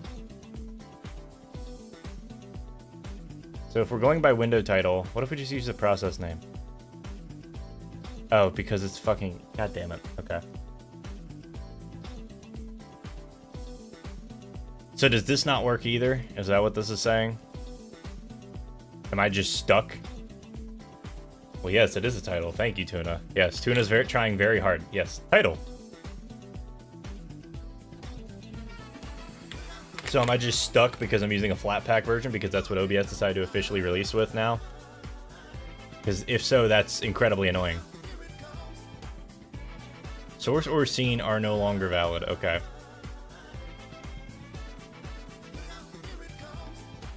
Yeah, you don't have the VLC. That's annoying. Uh-oh. Yeah, I agree. Uh-oh. Okay, if this is what it comes down to, then it's fine. I can live without this bit for a minute. It's just kind of weird. So the way that this entire thing works is basically it's just a text file that's supposed to be reading things. Yeah. Oops. Uh-oh. I gotta play Eminem's Shell Shocked again, this time for real, and not just playing the cutscenes in between playing Crash Bandicoot 1.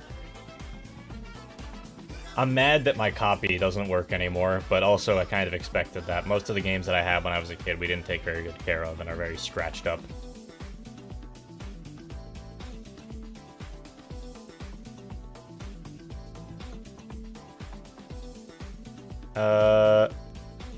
Stop and then start again.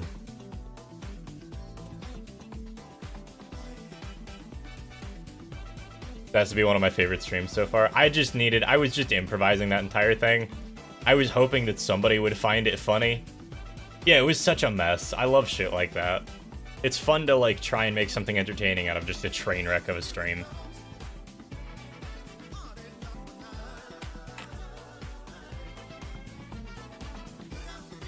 What if we just don't? Provided data is incorrect, make sure the format isn't empty and the path is valid. Yes. Remove file extensions from title.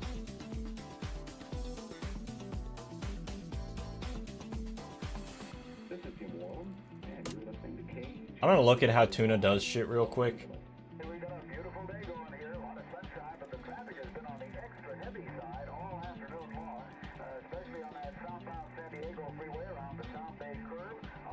I'm also just gonna set this on repeat and shuffle for the moment. And you know what? If I gotta get rid of this, then so be it. I'll figure out another way to do this. Window title source.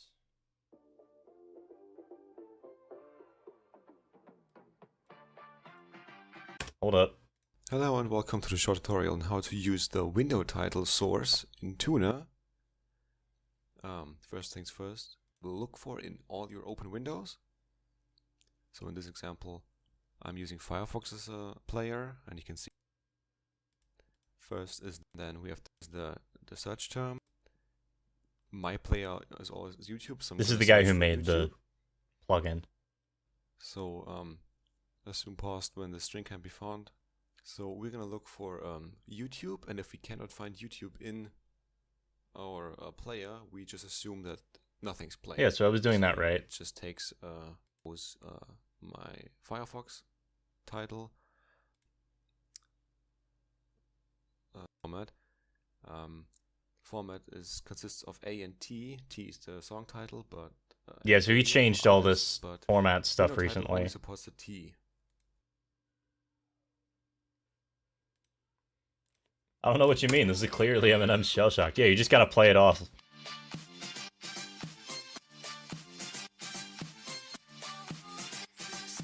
This song slaps, by the way. I found this one before I went on vacation.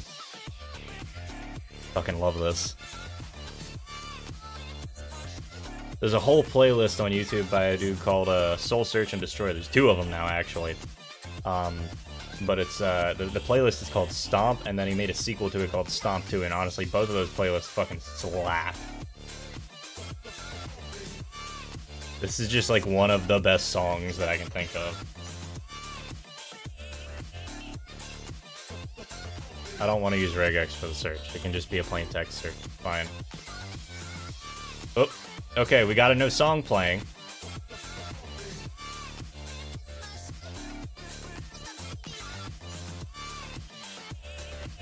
But yeah, all this variable stuff changed recently.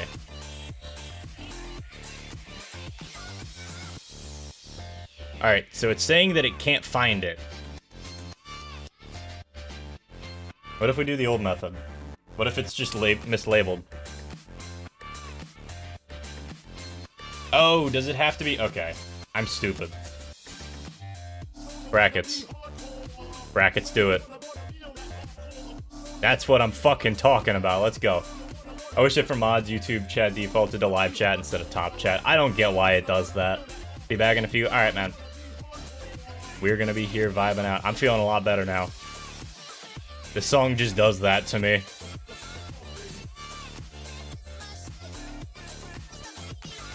This song fucking slaps so hard. I love it so much. Alright, so we want this to basically be here. And then we want to... Shift? No, it's Alt. I think it's Alt. Whoa! Not like that.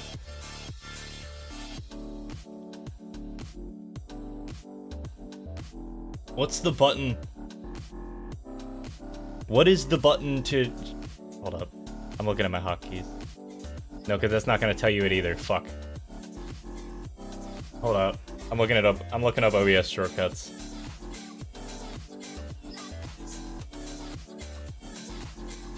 Croposaurus. Hold Alt and drag the bounding box. Edges should turn green. That's what I was doing, Chief, and it wasn't doing it. Okay, fine. Fine. We'll do this the fucking boring, annoying way. Crop the right side by, I don't know, 100 pixels. Not even close.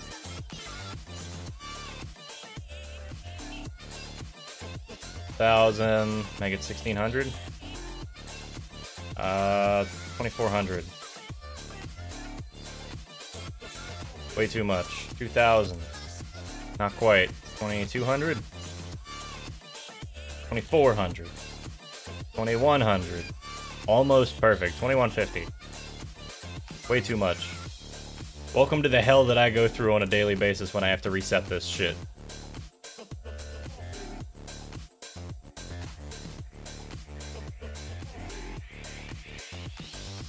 Let's do 2110 because we've got another trick up my sleeve for this, actually.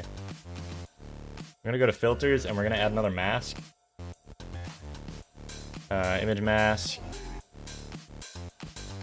And it's going to be this one, the punch out.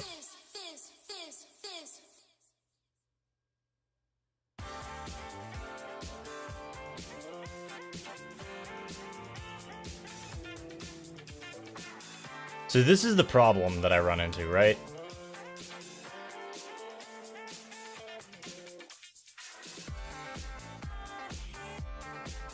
Alright, I'll tell you what, let's just reset the transform.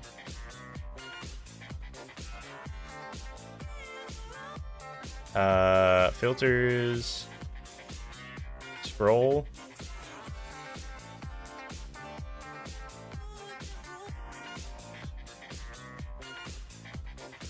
Oh, I had to do this in a weird way, huh?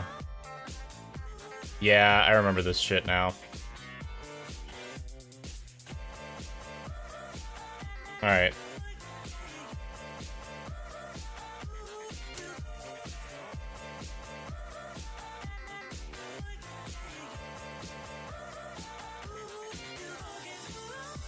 I remember this. This was a whole mess of, like, fidgeting with a bunch of crap. I remember this. Don't limit the height, just limit the width.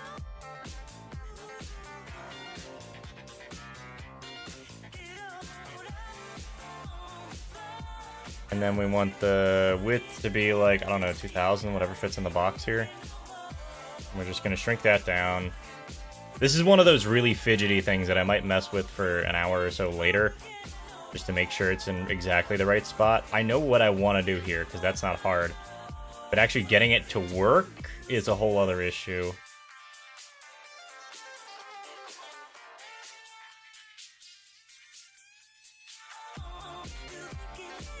Because the problem is this changes, the width of this changes with like every song. So if I skip here, the only reason it doesn't change now is because I had it set up to scroll right, which means that basically this now playing thing. Also, I'm gonna organize these because that's kind of important. Group selected items, and that's gonna be overlay. So we're gonna fuck with this a little bit now. We want this to be like 1800, 1900, 1950, 1850.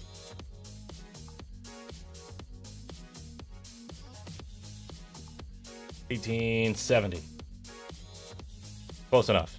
So now it's going to still be clipping out of the edges here, right? But we don't want that. So now we need to add this image mask in, and we need that to be punch out. Okay, and now we can fuck with this a little bit more because this is going to be a little bit odd. We just kind of want to stretch that to the right size. I think that's about as close as we're going to get it. That looks almost right.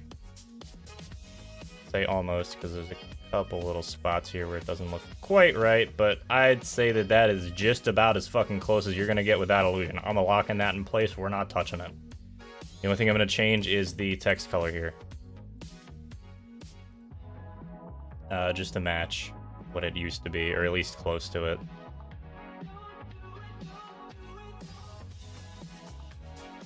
Have I told you guys how much I love the fucking songs that I've picked out for this?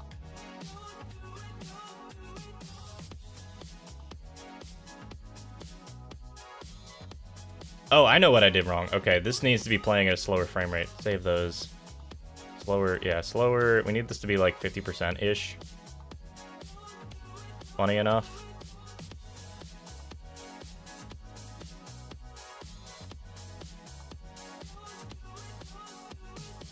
Don't touch it, you might break it. Don't even breathe on it. Yep, don't fucking touch it. Yeah, I like these songs. They're very comfortable. It's something that I find good for specifically this purpose, you know? Like just sitting and talking and hanging out.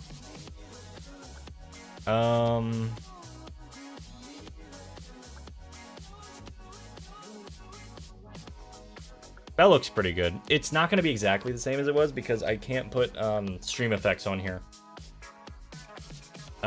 Because stream effects, while it does have an OBS plugin, I don't believe that they have it set up for the flat pack version yet. And even if they did, I'd have to restart OBS to actually be able to use them now. So we're just going to leave that, I think, for the moment. But I should theoretically be able to put them in. But eventually, I'm going to be able to like blur this and put a glow on it and make it look a little bit more like it was. For the moment, though, I think that this is fine.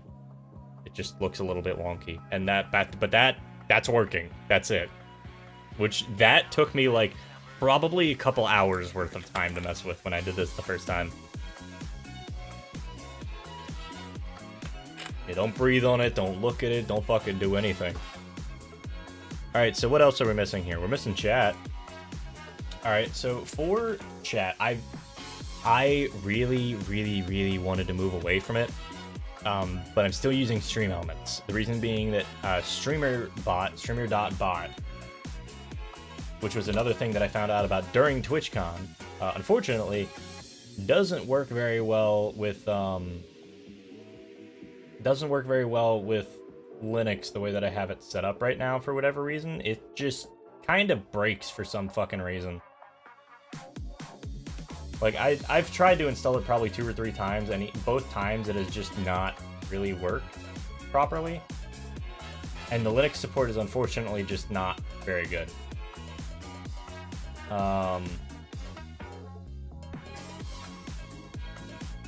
I can try it again, maybe like after stream or something, but for the moment, I'm leaving it. I'm not worrying about it too much, you know?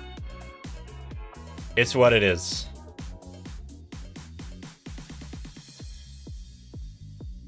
So chat is just no more. No, I'm gonna pull chat back up. We're just gonna use the Stream Elements chat.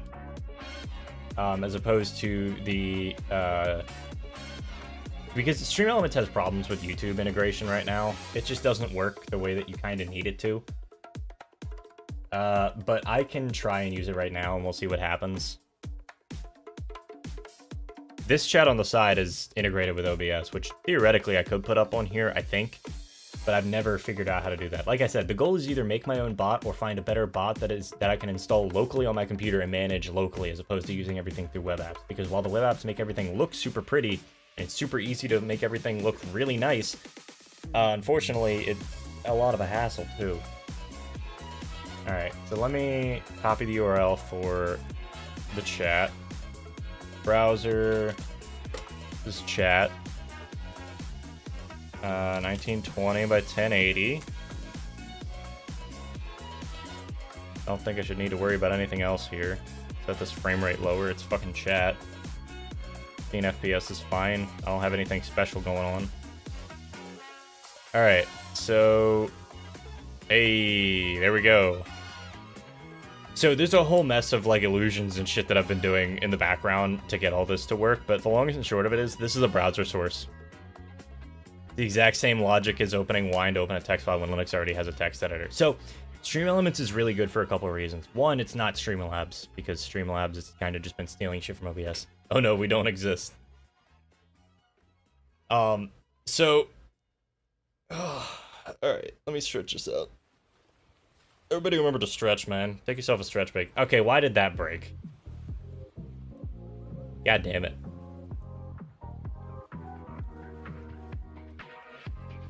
What if I don't limit the width? You need to limit both the width and the height for this to work. Fucking 500. 400. 700. 200? That's actually pretty close.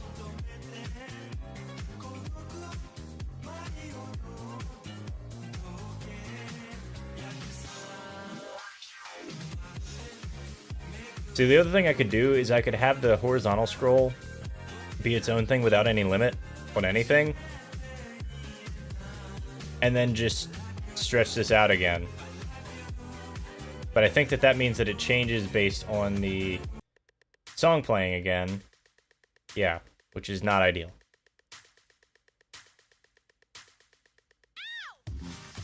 But anyway, Stream Elements is good because, long story short, everything is run on a web server. Everything is rendered on a web server, and you just have to load the web page. So it means you can do a lot of cool stuff that you wouldn't normally be able to do with just local stream stuff without connecting to the internet through some variety. And it means that a lot of people have a lot less processing to do on their end for OBS. You just have to load up a web page into the browser sources. But I realized that the way that I set up my streams isn't very conducive to the way that OBS likes to set up streams, so it's kind of a no point for me. Alright. So I'm gonna delete this stream music, and we're just gonna do a...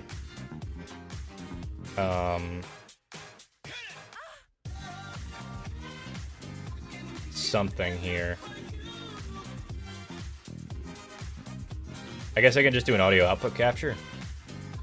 And then just remember to... Or sorry, not an audio output capture.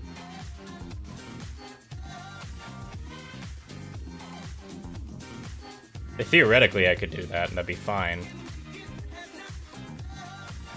Oh crap, I just realized YouTube has a very useful emote buffering. I like that they're making fun of themselves with that one. I appreciate that. So the annoying part about not being able to do music internally in OBS is that now I have to basically capture an entire output device, which is not what I want to be doing, to say the least. So, give me a sec. let me see what I can do as far as routing audio. We're gonna route this audio to sure, the Blue Yeti output. I don't use that for anything. So then this will capture that, and then we can monitor that. It's very convoluted and stupid, but it also means that since my Blue Yeti's always plugged in when I start stream, I don't have to worry about this much. And you guys still hear it because you guys are on a separate OBS thing. You guys are hearing what I'm hearing is the goal for this stream at least. Then I just named this properties. Well, I want to rename that.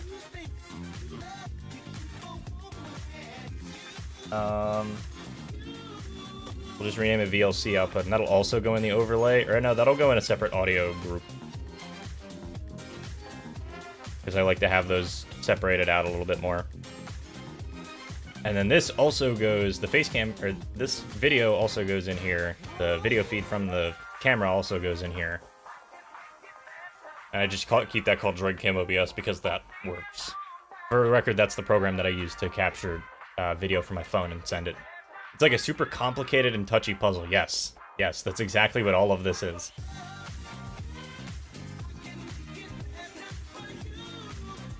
Alright, so what happens when I fast forward songs? Yeah, then it's fucking clipping again. I don't remember how I fixed this entire mess in the first place. It's so annoying. This entire thing is so annoying. What if I enable chat log mode? I don't think that does anything for this.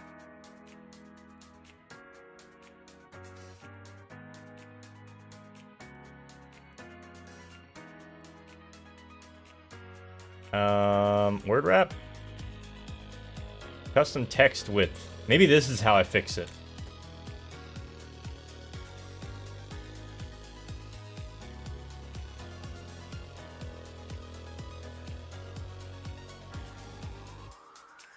Alright. Open up the filters. Let's get rid of this scroll real quick, and let's get rid of this. And I just want to see what's happening here. You know what? This is the best way to test to set up another full playthrough of DMC4. I would rather shoot myself. I don't normally make jokes about that. Right now? No. Maybe I have thought about it. I have thought about doing it at some point in the future, but that game was so immensely frustrating that I think the only way I would play it again is if I bought Special Edition and played through as Trish and Lady or as Virgil. If I want to play as Dante and Virgil, I'm going to boot up DMC5. I've been doing it several days this week.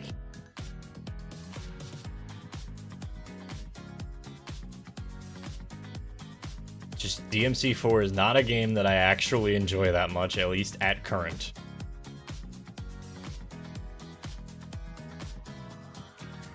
Oh, was that the solution? Was it just... Okay, maybe that was it.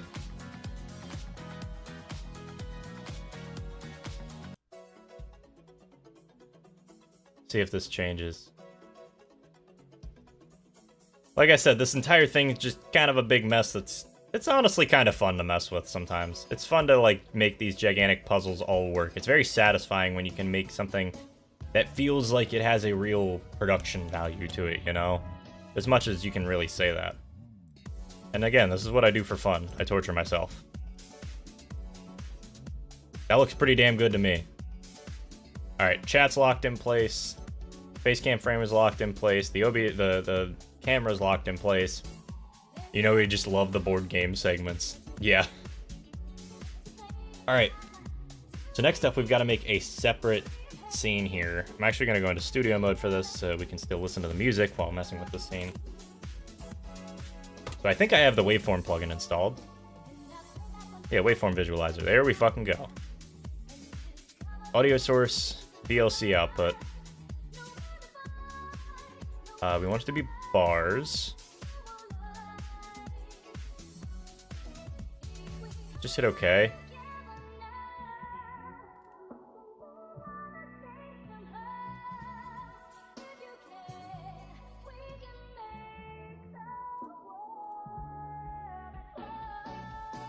Oh, it's because it's not in the fucking... Okay. I was like, why is that not coming through? It's because we're hearing it here, but it's not... It doesn't exist in this one. So if I move... If we transition here, you're not going to hear me for a minute. Maybe you are.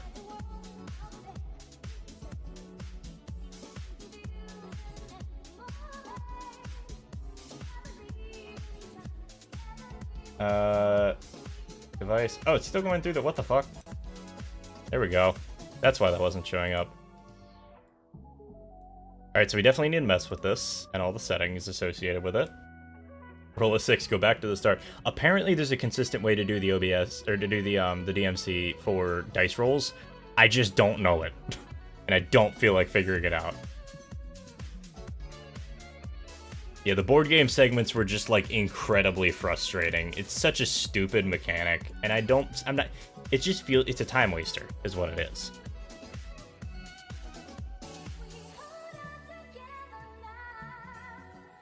Alright, so if we pull this up here, obviously you can't see much on this graphic right now, but we'll be able to mess with these settings to make it a little bit easier to see. Logarithmic frequency scale is fine. I don't want the radial layout, although that's kind of neat looking. Rounded caps are a no. Channel mode, mono. What are the stepped bars again? That's what I wanted. Okay.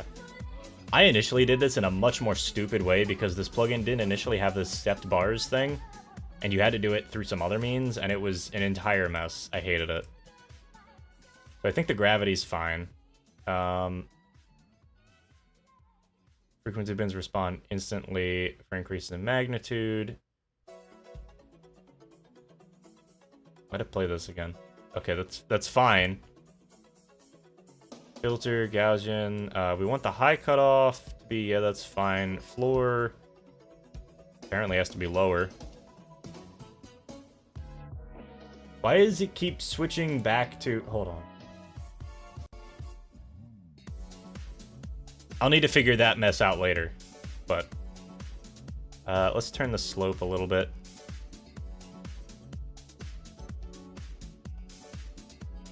We want the ceiling to be lower. That way, fills up a little bit more of the graph.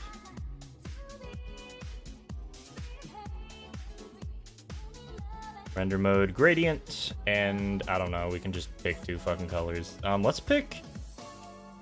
Better idea. Go to studio mode. Now we pick colors.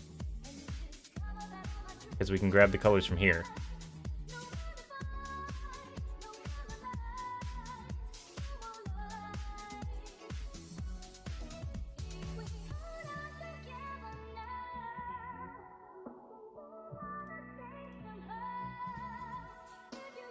Alright, so this is now a separate scene. So we're going to put this scene into...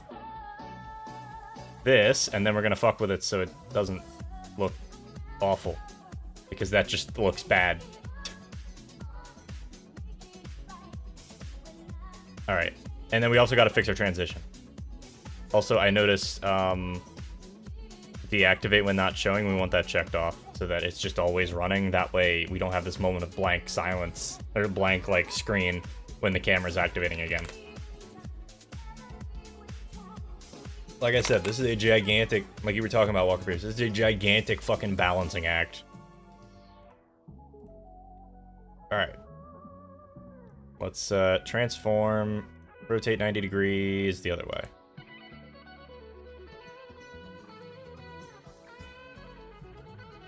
Transform, I want to flip horizontal. Now we can just make this smaller, and we'll make it more transparent in a moment. But I'm just going to fit this to... And this is a really lazy fit, because I don't feel like dealing with the nonsense that can be this. Okay.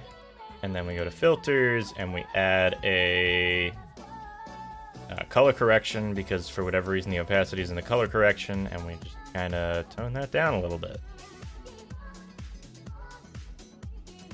That's looking a little bit more like my stream. What do you guys think?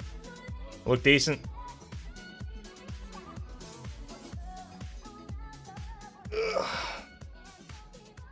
Maybe it's time to get up and stretch. I've been doing this for what? Hour and a half, almost. A little bit longer than that. Anyway, now none of the audio shit's gonna work again because for whatever reason it keeps trying to pump it back through the easy effect sync, so I'm gonna actually disable that.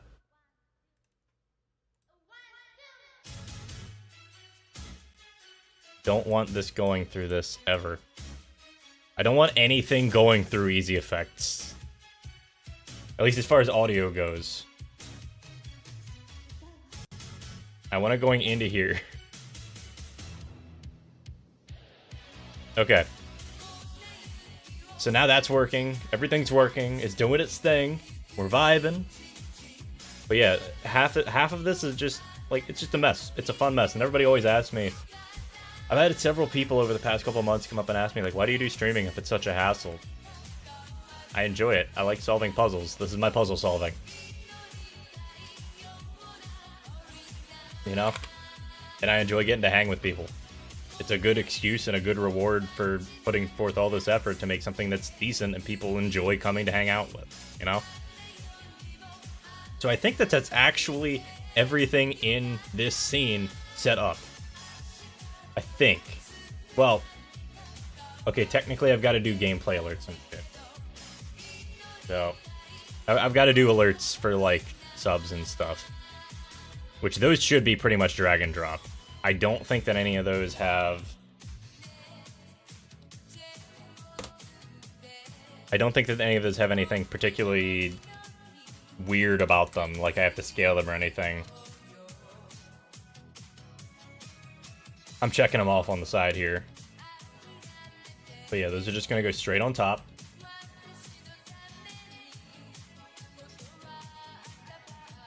But that's the wrong one. I don't want that one. Not yet, at least. I want generic alerts. Is that the one that I want? Labeling is hard. Yeah, that's the one I want. Copy URL. Okay. That should be good, I think. And then unnamed overlay. What the fuck is this? It's literally nothing. Gameplay alert. Oh, that's the ticker one. Okay. Well, what's face cam?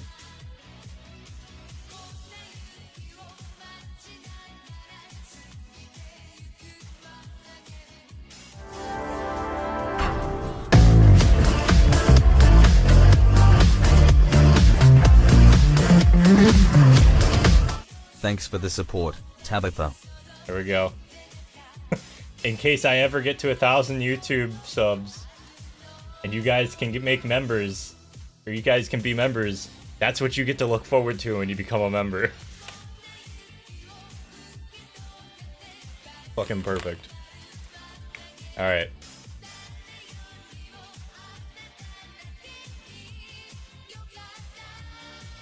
Just Virgil vibing out. Alright, so let me, properties, I want to... Gotta love the Virgil memes, yep. I don't know if you guys could hear the music on that one. Control audio via OBS. And we definitely want that to be turned down.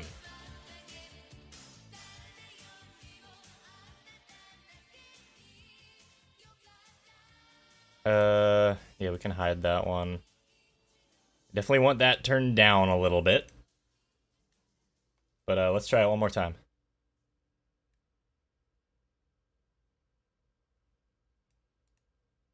Oh no, I can't hear it because I need to. Okay. Thanks for the support, Amalita.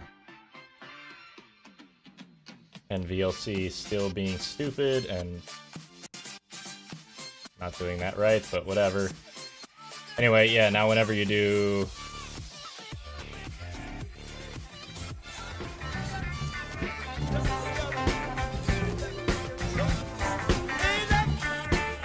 That's a good volume, I think. Heidi. Yeah.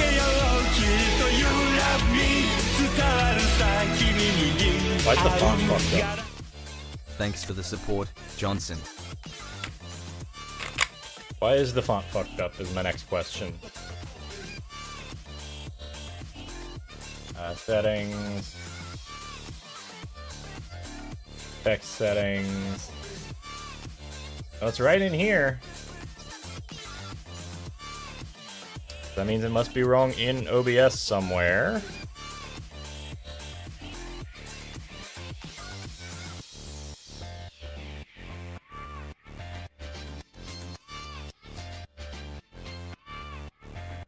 Gonna let chat reload there. I love how far behind the fucking bot is sometimes when it comes to chat.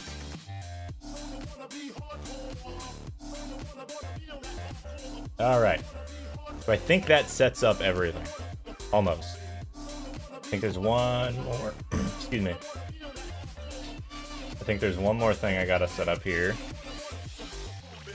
Yeah, okay. Subticker. I think this is the one. One more browser source. Now, fortunately, the other scenes are, I believe, a little bit easier to set up.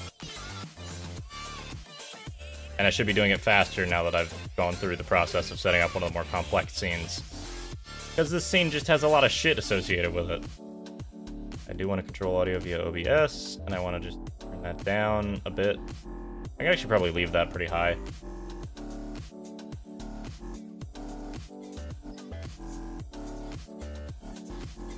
Oh, that's the wrong one. That is not what I wanted.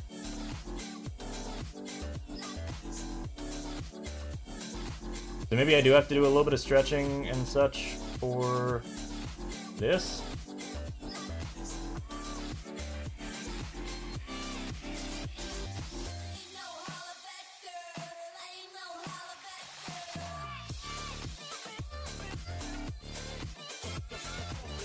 Yeah, okay, so that's this.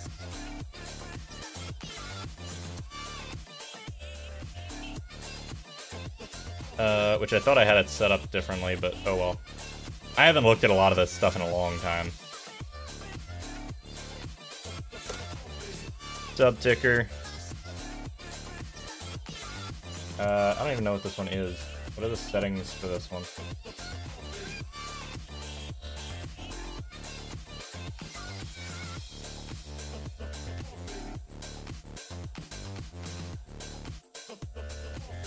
Alright, so let's say I test subscriber event. Yeah, okay, that works fine, so now I just gotta move it into the right spot, which means spam the fuck out of this for a moment.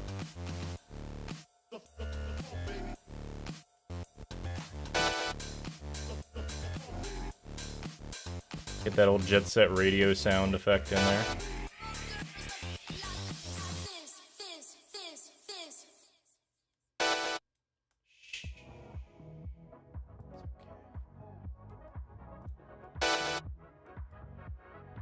I wish I could get the crop function to work right. I'm gonna keep spamming this for a moment. Sorry about the extra sounds.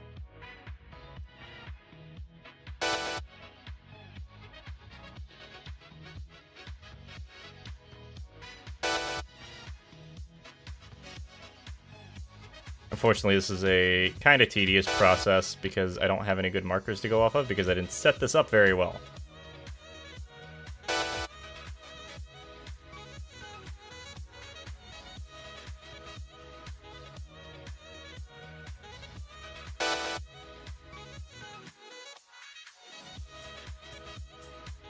I think that is about as close as we're gonna get at the moment. That's fine.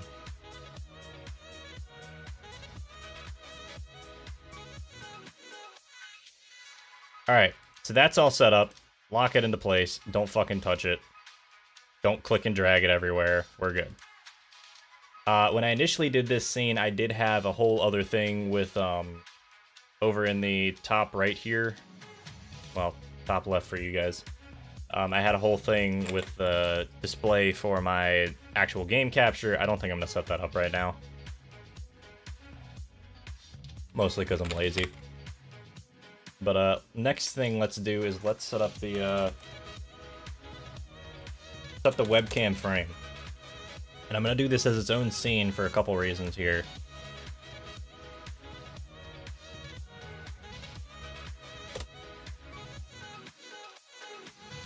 So we go to Documents, Overlays, Webcam, Frame Test.mp4, loop this. Don't have to restart the playback when it becomes available. Show hardware decoding. Partial. I think the speed can be full on this one because it was pretty decent. Stretch that out, and then we want to add the filter for the image mask here. And in case you guys are wondering how I figured out all this stuff, most of it was trial and error. So in case you're ever wondering, yeah, most of this is just me taking shots at things and hoping that it works. Alright, so that'll add a transparency effect all around the outside. And in the frame there, so now I can just add my face.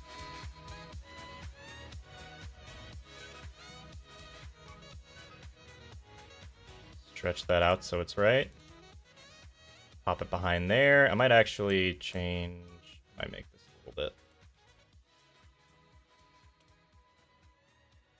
Squish. Nah, I probably don't want to squish. I can make this a tad bit smaller and potentially like, yeah, I think that works. That'll be decent. Anyway, you just kind of, yeah, shove yourself behind it, behind the frame here, and then now I've got to add a browser source for the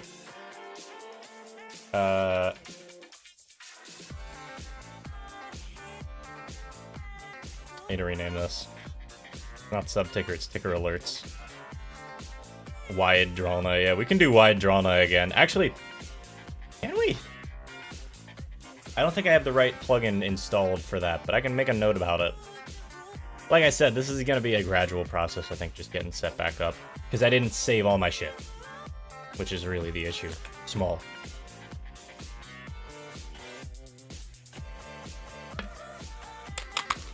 Alright. Let me rename this. Go back to here. And I realize I don't have my stinger set up either, but that's not a big deal. That's like 2 or 3 button clicks to really get that set up. So I want to add a browser source. We're gonna call it subticker. So we don't need this one anymore. I can leave that page. I'm just looking through all my alerts to make sure everything's set up right. Where is the subticker? There it is.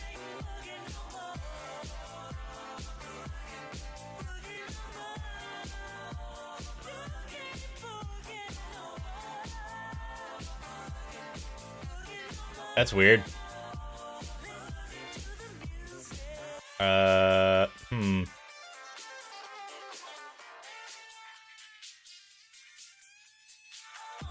Something about that feels wrong.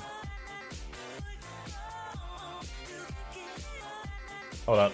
Let me look at a couple of these just to make sure I've got the right thing going on here. Okay, I see what happened. We could still make that work, I think. I had this set up a little bit differently initially. So some of the things that I did have just don't really work anymore. But I like having a little subticker. It's nice to be like, hey, thank you guys for, you know, subscribing to the channel. Even if it's just me fucking around for the most part.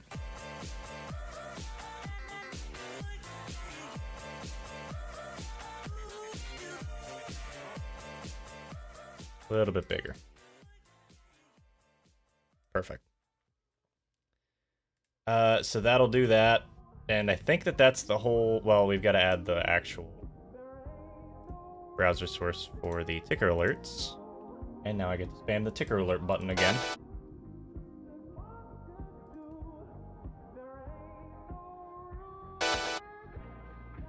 See, I can hear that in my ears, which means you guys can hear it on here, but I don't see any way to, like... Control audio via OBS is, like, one of the most important things. Ticker alerts. Another thing here that I'm going to have to do at the end is I'm going to have to go through and see which tracks actually, like, make sense to include. So, like, for for all of these are all silent except for the ticker alerts. And the ticker alerts one, I want to hear it and I want to output it on the first track, but I don't want to output it on the second, third, fourth, or any of those because those are my recording tracks that I use for splitting out game audio or my voice or whatever, you know.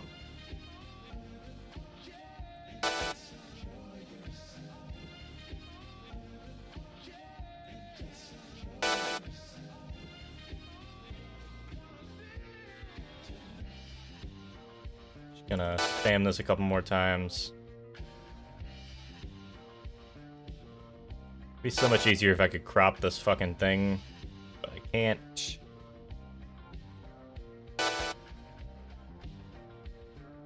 Cool. I think that's good then. So that's your webcam frame. So now we're gonna go ahead and make the gameplay scene, which the background is going to be video capture device. If I can spell. Apparently I can't. Oh no. Don't be like this. Well, okay, that's annoying. I'm gonna have to mess with my fucking capture card again, apparently, to get it to work on here, despite the fact that I know that it was working. So ignoring that, because that's not really an issue for this stream, that's something I can deal with afterwards.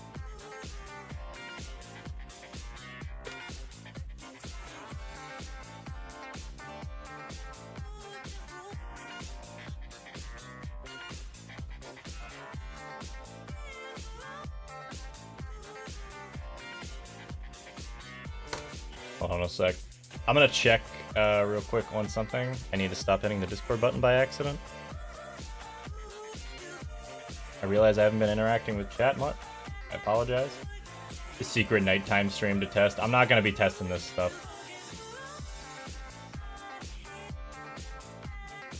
Smo drawn on Wordstein Luke. Funny enough, I was playing Dark Souls last night, hanging with Luke. I'm kind of mad because we were supposed to have a D&D session yesterday, but the DM miscalculated and thought that Central Time Zone was an hour ahead of us rather than an hour behind us, and so we just ended up not having session, and he rescheduled it for today. So I've got that in 4 hours, and then that's gonna be my weekend. I was kind of annoyed because I was kind of hoping we could do D&D, you know, last night. Driver, Linux. Okay, it's still the old drivers up. I literally had to contact Magewall support for this capture card and get the new drivers. So I'm actually gonna,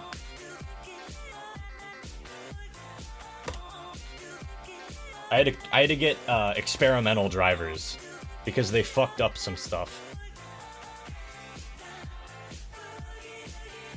Come on, Patrick, we're going to Robot Pirate Island. Yay! That's how you do the SpongeBob thing, by the way. Let me show it. Okay, so looks like it installed. Hey, there we go. Perfect. Okay. So now if I had an HDMI device hooked up, I could plug it in, but I'm lazy and don't feel like going to get one. Anyway, so that's what the background's going to look like for a minute. Kind of fits the vibe, I guess. Then we want to add another scene that is the webcam frame scene. And we want to just sort of make it small. And now all the subs are going to be random bullshit. That would unironically be a great D&D setting. Yeah, Robot Pirate Island, that sounds sick. You kidding me?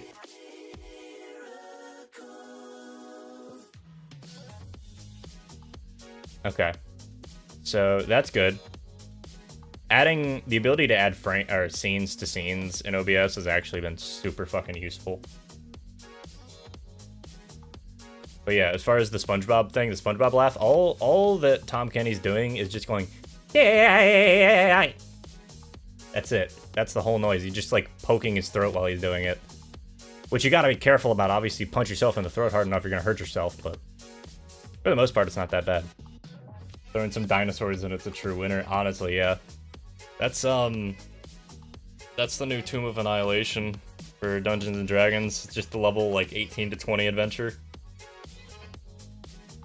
Alright, so we want to add my microphone to this. But yeah, now that everything's set up properly, this shouldn't take much time to finish setting up here. We do have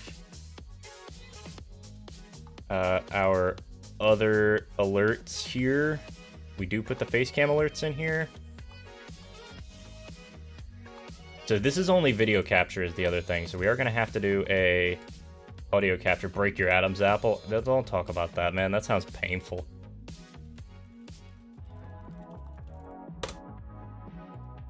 Alright, so I think it's this one is what we were on, right? Yeah. So this requires a whole other level of setup. Long story short, this is like a professional level, like professional grade HDMI capture card. Although normally they don't use HDMI, so this one was a bit weird to get a hold of. I'd actually like to get an SDI capture card at some point. But we're gonna set this to 24-bit BGR 888, which is basically top of the line. We're getting every single color from every single pixel that's being put through the HDMI signal. We are going to keep it at 1080, although occasionally this causes issues. Frame rate is gonna be at 60. We're gonna leave it at partial. Actually, no, scratch that. This one we're gonna leave it full, even though we're doing partial on the recording, because otherwise sometimes fucky stuff starts happening. VGA RCA only. Hey, I mean, I could go back to my Dreamcast, which, by the way, has an HDMI cable that works on it. Use buffering. I mean, sure, we can buffer auto reset on timeout, yeah. So I want to take these two and just group them. I've considered getting another capture card.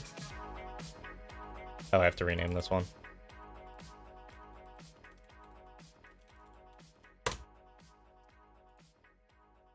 Name.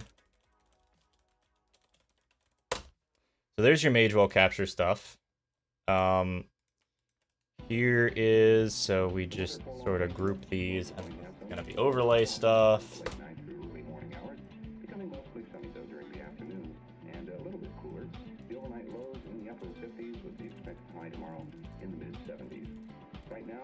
All right, and then the last thing that I think we want to do here is I want to go into this. I want to hit filters, and I want to add a move source filter. Oh, maybe I can't have that in the group, which is fine. If so, hold up. So I'm using a new desktop environment. It's called Cinnamon, I believe, and it's very like Windows-esque, but it's got some weird things to it that I haven't been able to sort out yet. So we're still figuring that out. I'm gonna turn this light down a little bit because I think it's like blowing out my skin tone a little bit. I don't know, maybe it's just too fucking bright in here.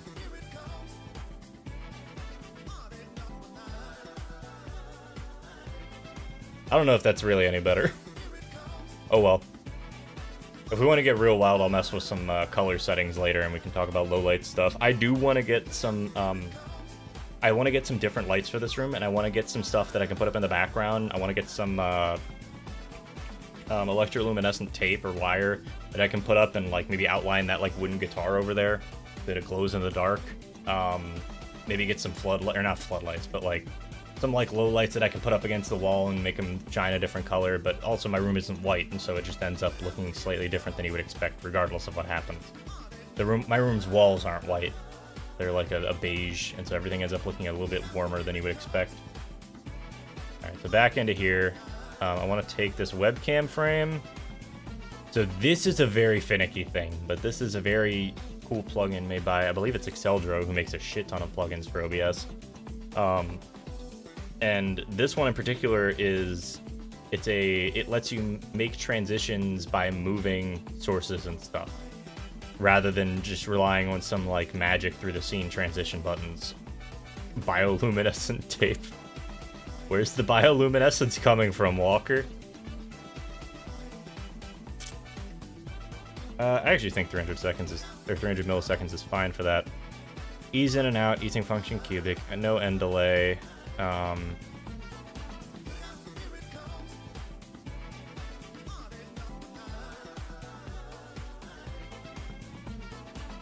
So it shouldn't move now. Start trigger is gonna be, yeah, I have to use a hotkey for it. Stop trigger is just gonna be when it's done or when it's disabled from you. All right, I'm not gonna question it. If you want to send me some bioluminescent tape, send it to the PO box. I'm kidding, I don't have a PO box. Please don't send me things. Simultaneous move. No, I don't want to simultaneously move it with anything. Next move is gonna be the reverse. Next move on hotkey. Or sorry, no, next move is gonna be none. Or is it? No, sorry, it does want to be that. Okay.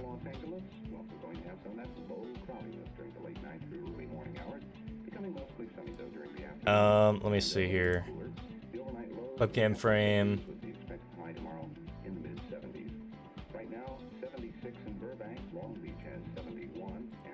Yeah, okay, so that's right, I think. And then what we want to do is I basically just want to move this almost perfectly horizontally over to here. We get the transform, which is wrong, I think. But it might not be, I don't know.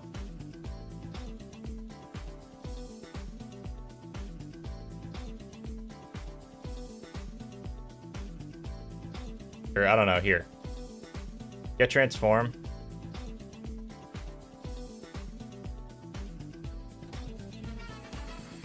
Yeah, it's just not getting the transform right. Okay, so in that case, what's your transform here? $13.99. I can do the math. Send you a full capture card 3DS. My man, I don't know if I would be able to accept that, genuinely. If anybody did that, I would be so fucking surprised because those things are stupid expensive now. Alright, so we got, 521. We just want to add 521 to this. And that's literally the only transformation that we're doing. A little bit fast. Maybe do like 500 milliseconds instead of 300. Perfect. So now I just need to set that on a hotkey, which leads me to the other issue, is that I'm going to have to start hotkeying a bunch of shit. Let me see. Gameplay, move source, I want that on that, where I had it before. And now it's not working the other way. About 310 if you send in your own. Oh, that's not good.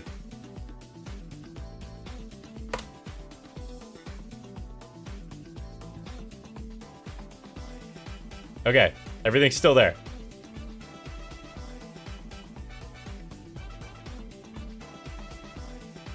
I'm genuinely considering getting one myself. Look, capture card 3DS? I mean, honestly, go for it. It's expensive, but it's worth it. With the amount of money that I've already spent this month, though, on getting all my new audio equipment, and also I'm probably going to be getting a new car soon, and I helped my brother pay for his new car because his truck completely obliterated itself last week. I'm definitely going to be, and I have to start paying off student loans, so I get a feeling I'm not going to be buying as much random frivolous crap as I used to be. Does this just make it crash? Because that's kind of funny, actually.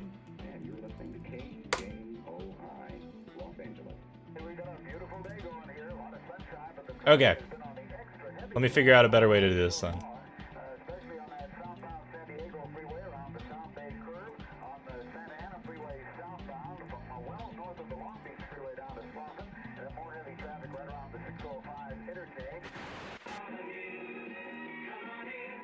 I realize that the song played twice. If it plays again, I will change songs. Oh, listen to us. Look at that.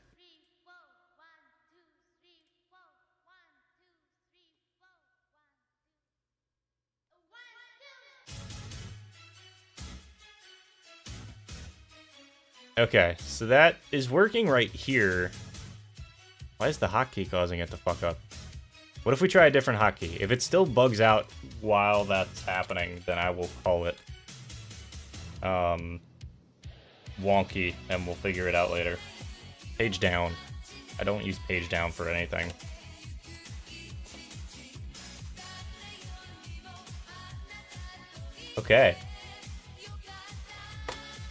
Alright then. That's a little strange.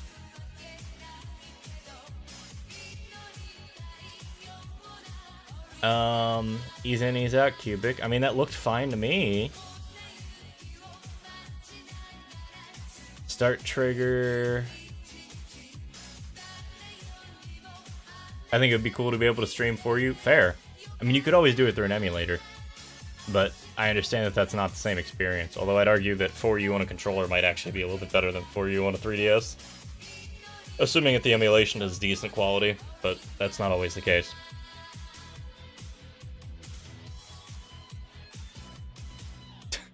I mean, that doesn't really help me. So I think that this is what I want.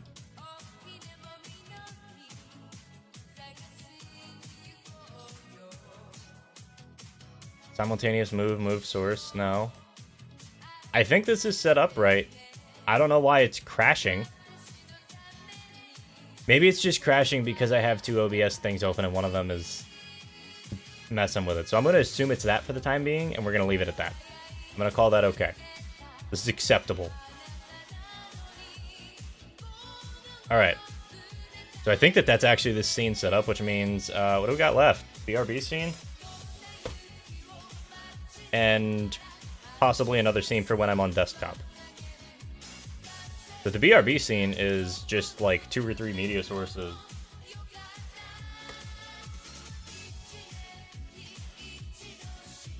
We go to documents. I don't know if it's actually in here. It might be somewhere else that I haven't had it saved to yet. It could be annoying, but understandable. Yeah, let me go find the animation. New 3DS XL actually feels pretty good in hand, plus the bottom screen is plenty convenient. For sure. I'm not saying it's a bad idea by any means. So let me find...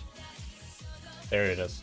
Copy that into videos, I guess. Select that, loop it. Don't need to restart it when the playback becomes active, it's fine. There's your animation, there's the boy. That's what I paid like 200 bucks for. That was like 300, I think, total. It was worth it though, honestly. Shout out to Paul Spooner. Super solid, random freelance dude who does excellent 3D work. He was super happy to help me with everything. He sent over the animation files, and I put in the little be right back text myself and figured out how to rig it so it would animate properly. Because he just rigged it for me. He didn't do the proper animation. He was a super nice guy, too. So we want the face cam frame. And then we want the text for now playing. Which is going to be in the wrong spot. Which is fine. For the moment.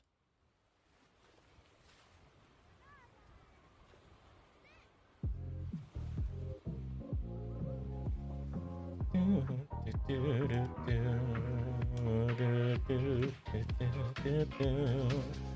then we need to... Well, I had this set up slightly differently. I remember this one. So on this one, I actually just cropped off the chat because I didn't want the chat showing up while I was on BRB because I wanted to see you guys to see out the window. So we just cropped the right side by like 1,000. That looks good to me. And then we need to make sure that the actual audio is in there. Which obviously isn't going to be functioning right now because VLC keeps swapping the audio source or the audio track back over to the Easy Effects sync despite me telling it not to do that.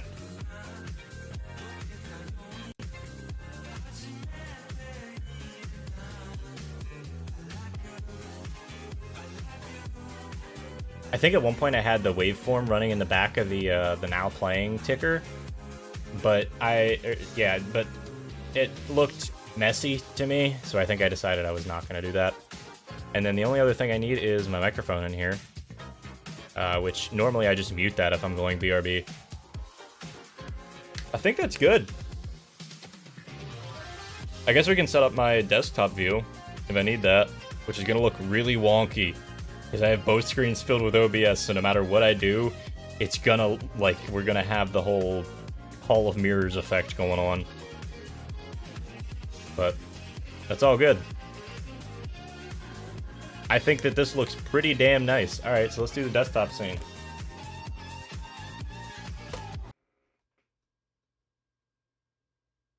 Got real quiet.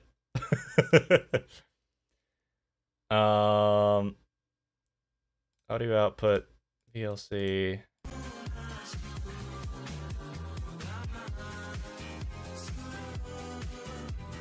I usually leave the music on while I'm in here, and I can just turn it off if I need to.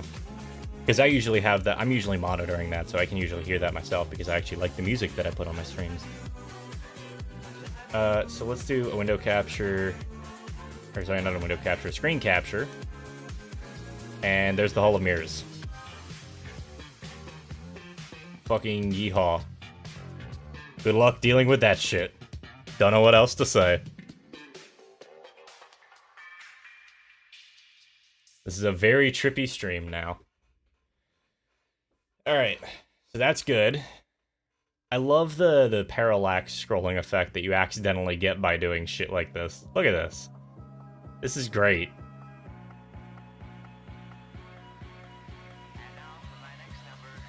Anyway, that's there.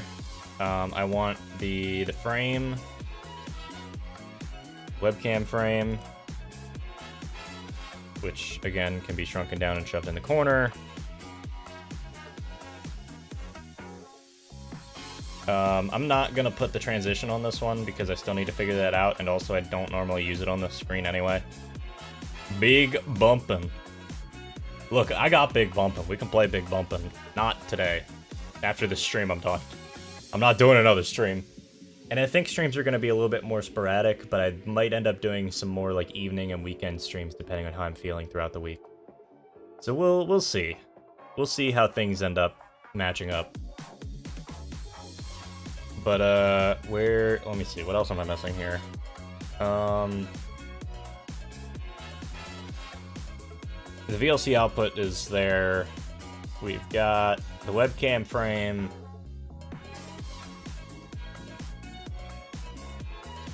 I guess alerts.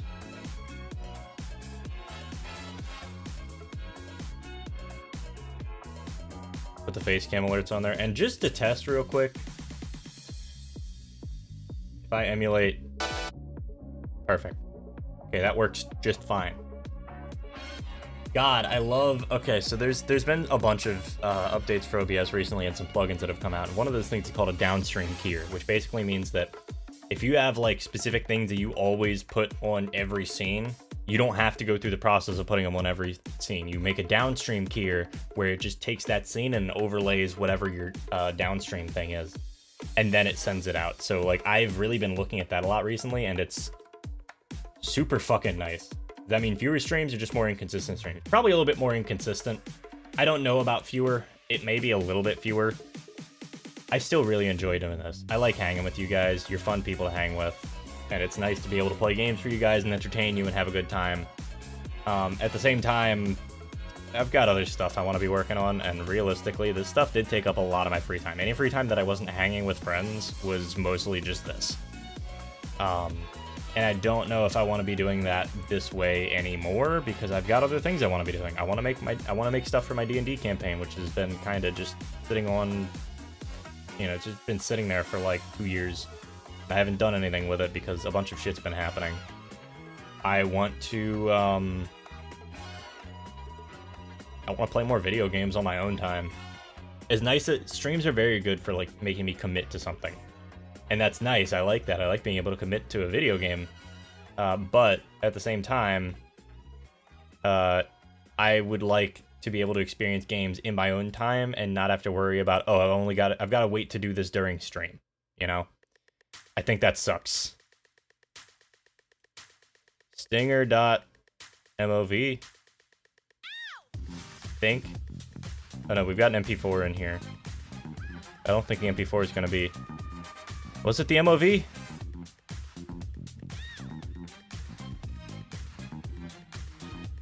That seems to be it. No, it's rendering too slow. It's trying, but it's rendering too slow. In that case, is it the MP4 file? Oh, right, I gotta set that up. So, we're gonna be using a track mat. Same file, stacked.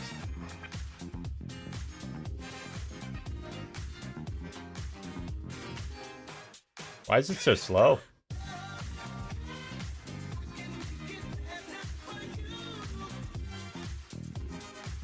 Audio should be crossfaded. Use transcoding hardware. Yeah, it's good to just hang out with you guys. Same thing with the Discord server. Honestly, part of the reason I like streaming over just hanging in Discord calls is because hanging in Discord calls is very exhausting for me. I don't know why, but like mentally it is incredibly exhausting for me to sit in a call. Maybe it's because I'm not talking with people in real life and I don't get that sort of interaction, so I end up doing more work on my end. Maybe I'm just socially anxious about it. I have no idea. So we want that transition point to be like 500 milliseconds. But I don't think that matters because we're using the track map. Check it out. That is rendering way too slow.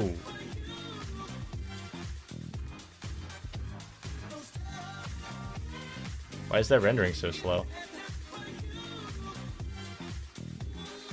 Properties. What if we do an MOV? There was an MOV file. Did I hit the MOV by accident?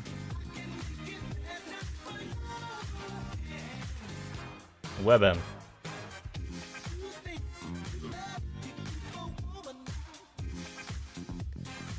Last community. Oh, the last community day? Yeah, the community days were super fun. And I like doing that. It's a good time. And honestly, if I didn't have so much shit going on in my actual... not in my actual life, I shouldn't say that. This is part of my actual life. Oh, Richard's fucking great. Richard's, like, one of the best guys. And he lives, like, 5 minutes up the road from me. I'm surprised I don't talk with him more, genuinely.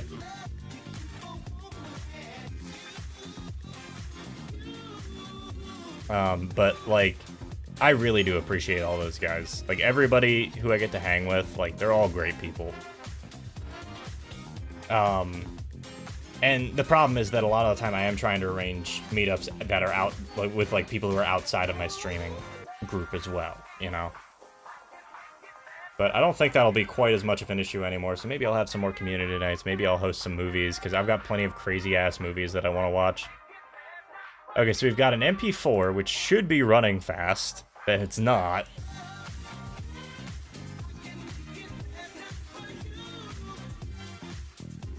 What's the deal with this one?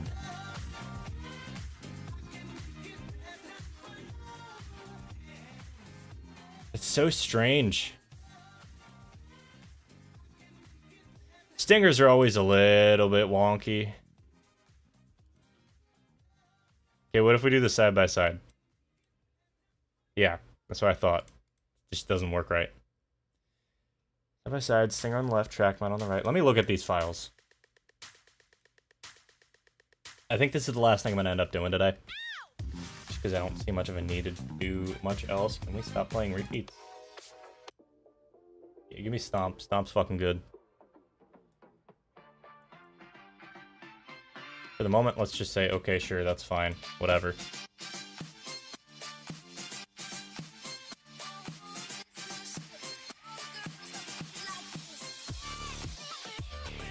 Alright, so documents, new overlay. Stinger, ProRes. Was the ProRes one the one that we wanted? I think that may have been it. Because for whatever reason, Apple ProRes renders really fast and easily, and then, like, every other format that I tried just lost its shit. Okay, aside from the fact that this isn't a track map file, because ProRes can actually have transparency in it, yeah, that's it. Why did that render right and the rest of them just don't? Also, that transition was a little bit early, but that's fine, I can fix that.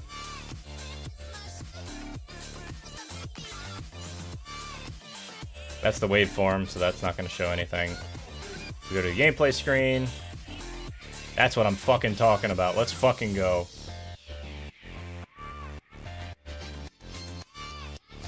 Crank this shit. I'm turning this up for myself. That's another nice part about having a actual hardware audio interface is that I can turn it up for myself without worrying about like, wait, is he gonna turn it up for you guys? I can just crank this shit.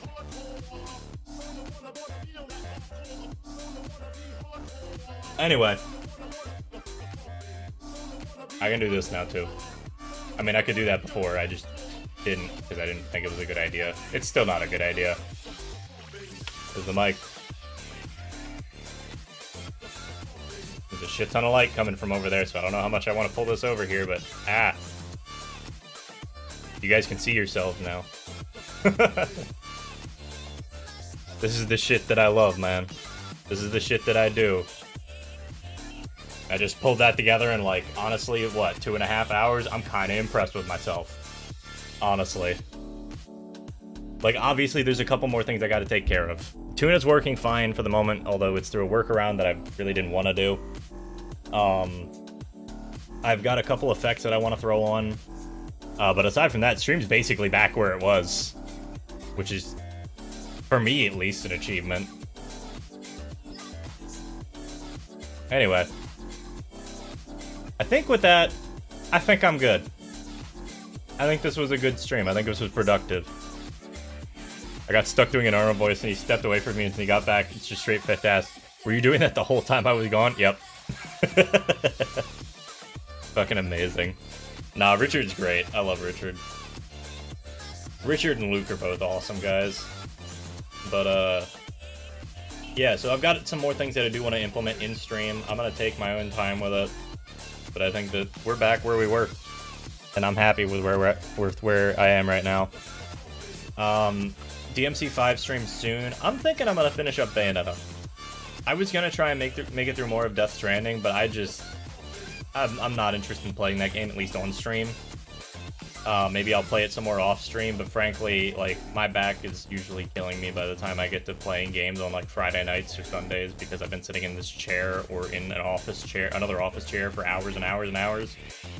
So I'd like to be able to get a controller and, like, maybe get up and move around. Maybe I'll sit on my bed more. Like, literally right there. It's not like it's any different for you guys. I could set this stand up. This stand is not just a desk stand. It's like a tripod that, like, I can extend the legs out on, so I could just set it up over there instead. It wouldn't be a big deal. But, I don't know. A lot of thoughts, a lot of ideas. I'm probably going to play Bayonetta. Bayonetta and then DMC5 or something like that. Again, I do want to make a big deal out of the DMC5 streams. I'm going to be putting on a show for it, although it probably won't be as much of a production value thing anymore because I really just was, like, nervously trying to get stuff together for that, but stressing myself out so much that I wasn't really doing anything for it, so I'm just going to fucking eat it. But it is going to be fun. Okay, I've been practicing DMC5. I've been having a good time with DMC5, and I'd like to say that I'm not awful at comboing anymore. So, I don't know. But yeah, Walker Pierce, thank you for being around. Everybody else, anybody else who's been lurking, thank you guys for hanging around. You guys are always appreciated. Same deal as usual. Take care of yourselves. Remember to hydrate. I drank this whole thing while I was sitting here for 2.5 hours. Hydrate. Make sure you eat food. Drink water. Fuck, I forgot to set up the soundboard. I mean, that's not hard to set up, actually. I can do that later. Or whenever I feel like it. But thank you guys for hanging out. Thank you for being here. And for supporting me. And I'm happy to be here and entertain you guys. I'm not bad, famous last words. Okay, you know what? I will set up one thing on the stream here.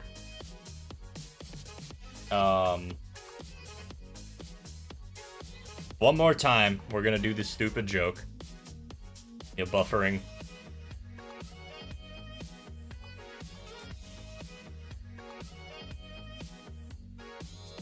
Oh, no. Wait, did I lose it? Oh, no. Fuck. Okay, that's fine. We can put Meatball Parade on. Shout out to Kevin McLeod.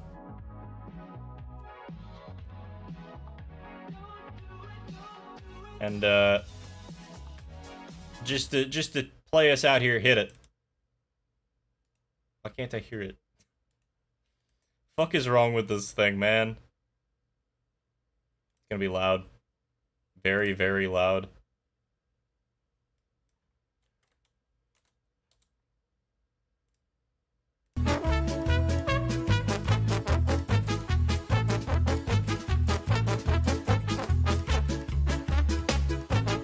Stay hydrated. Take care of yourselves. Stay hydrated, take care of yourselves, eat your fucking greens, go outside and touch grass, get some fucking sunlight, it's good for you. Go for a walk, take care of yourselves. Spay and neuter your pets. Grizzly bears, it's rumored that grizzly bears can't run downhill, but they actually can. They can also climb trees. Don't fuck with grizzly bears. Don't fuck with any bears, actually, it's just a bad idea. Alright, good night.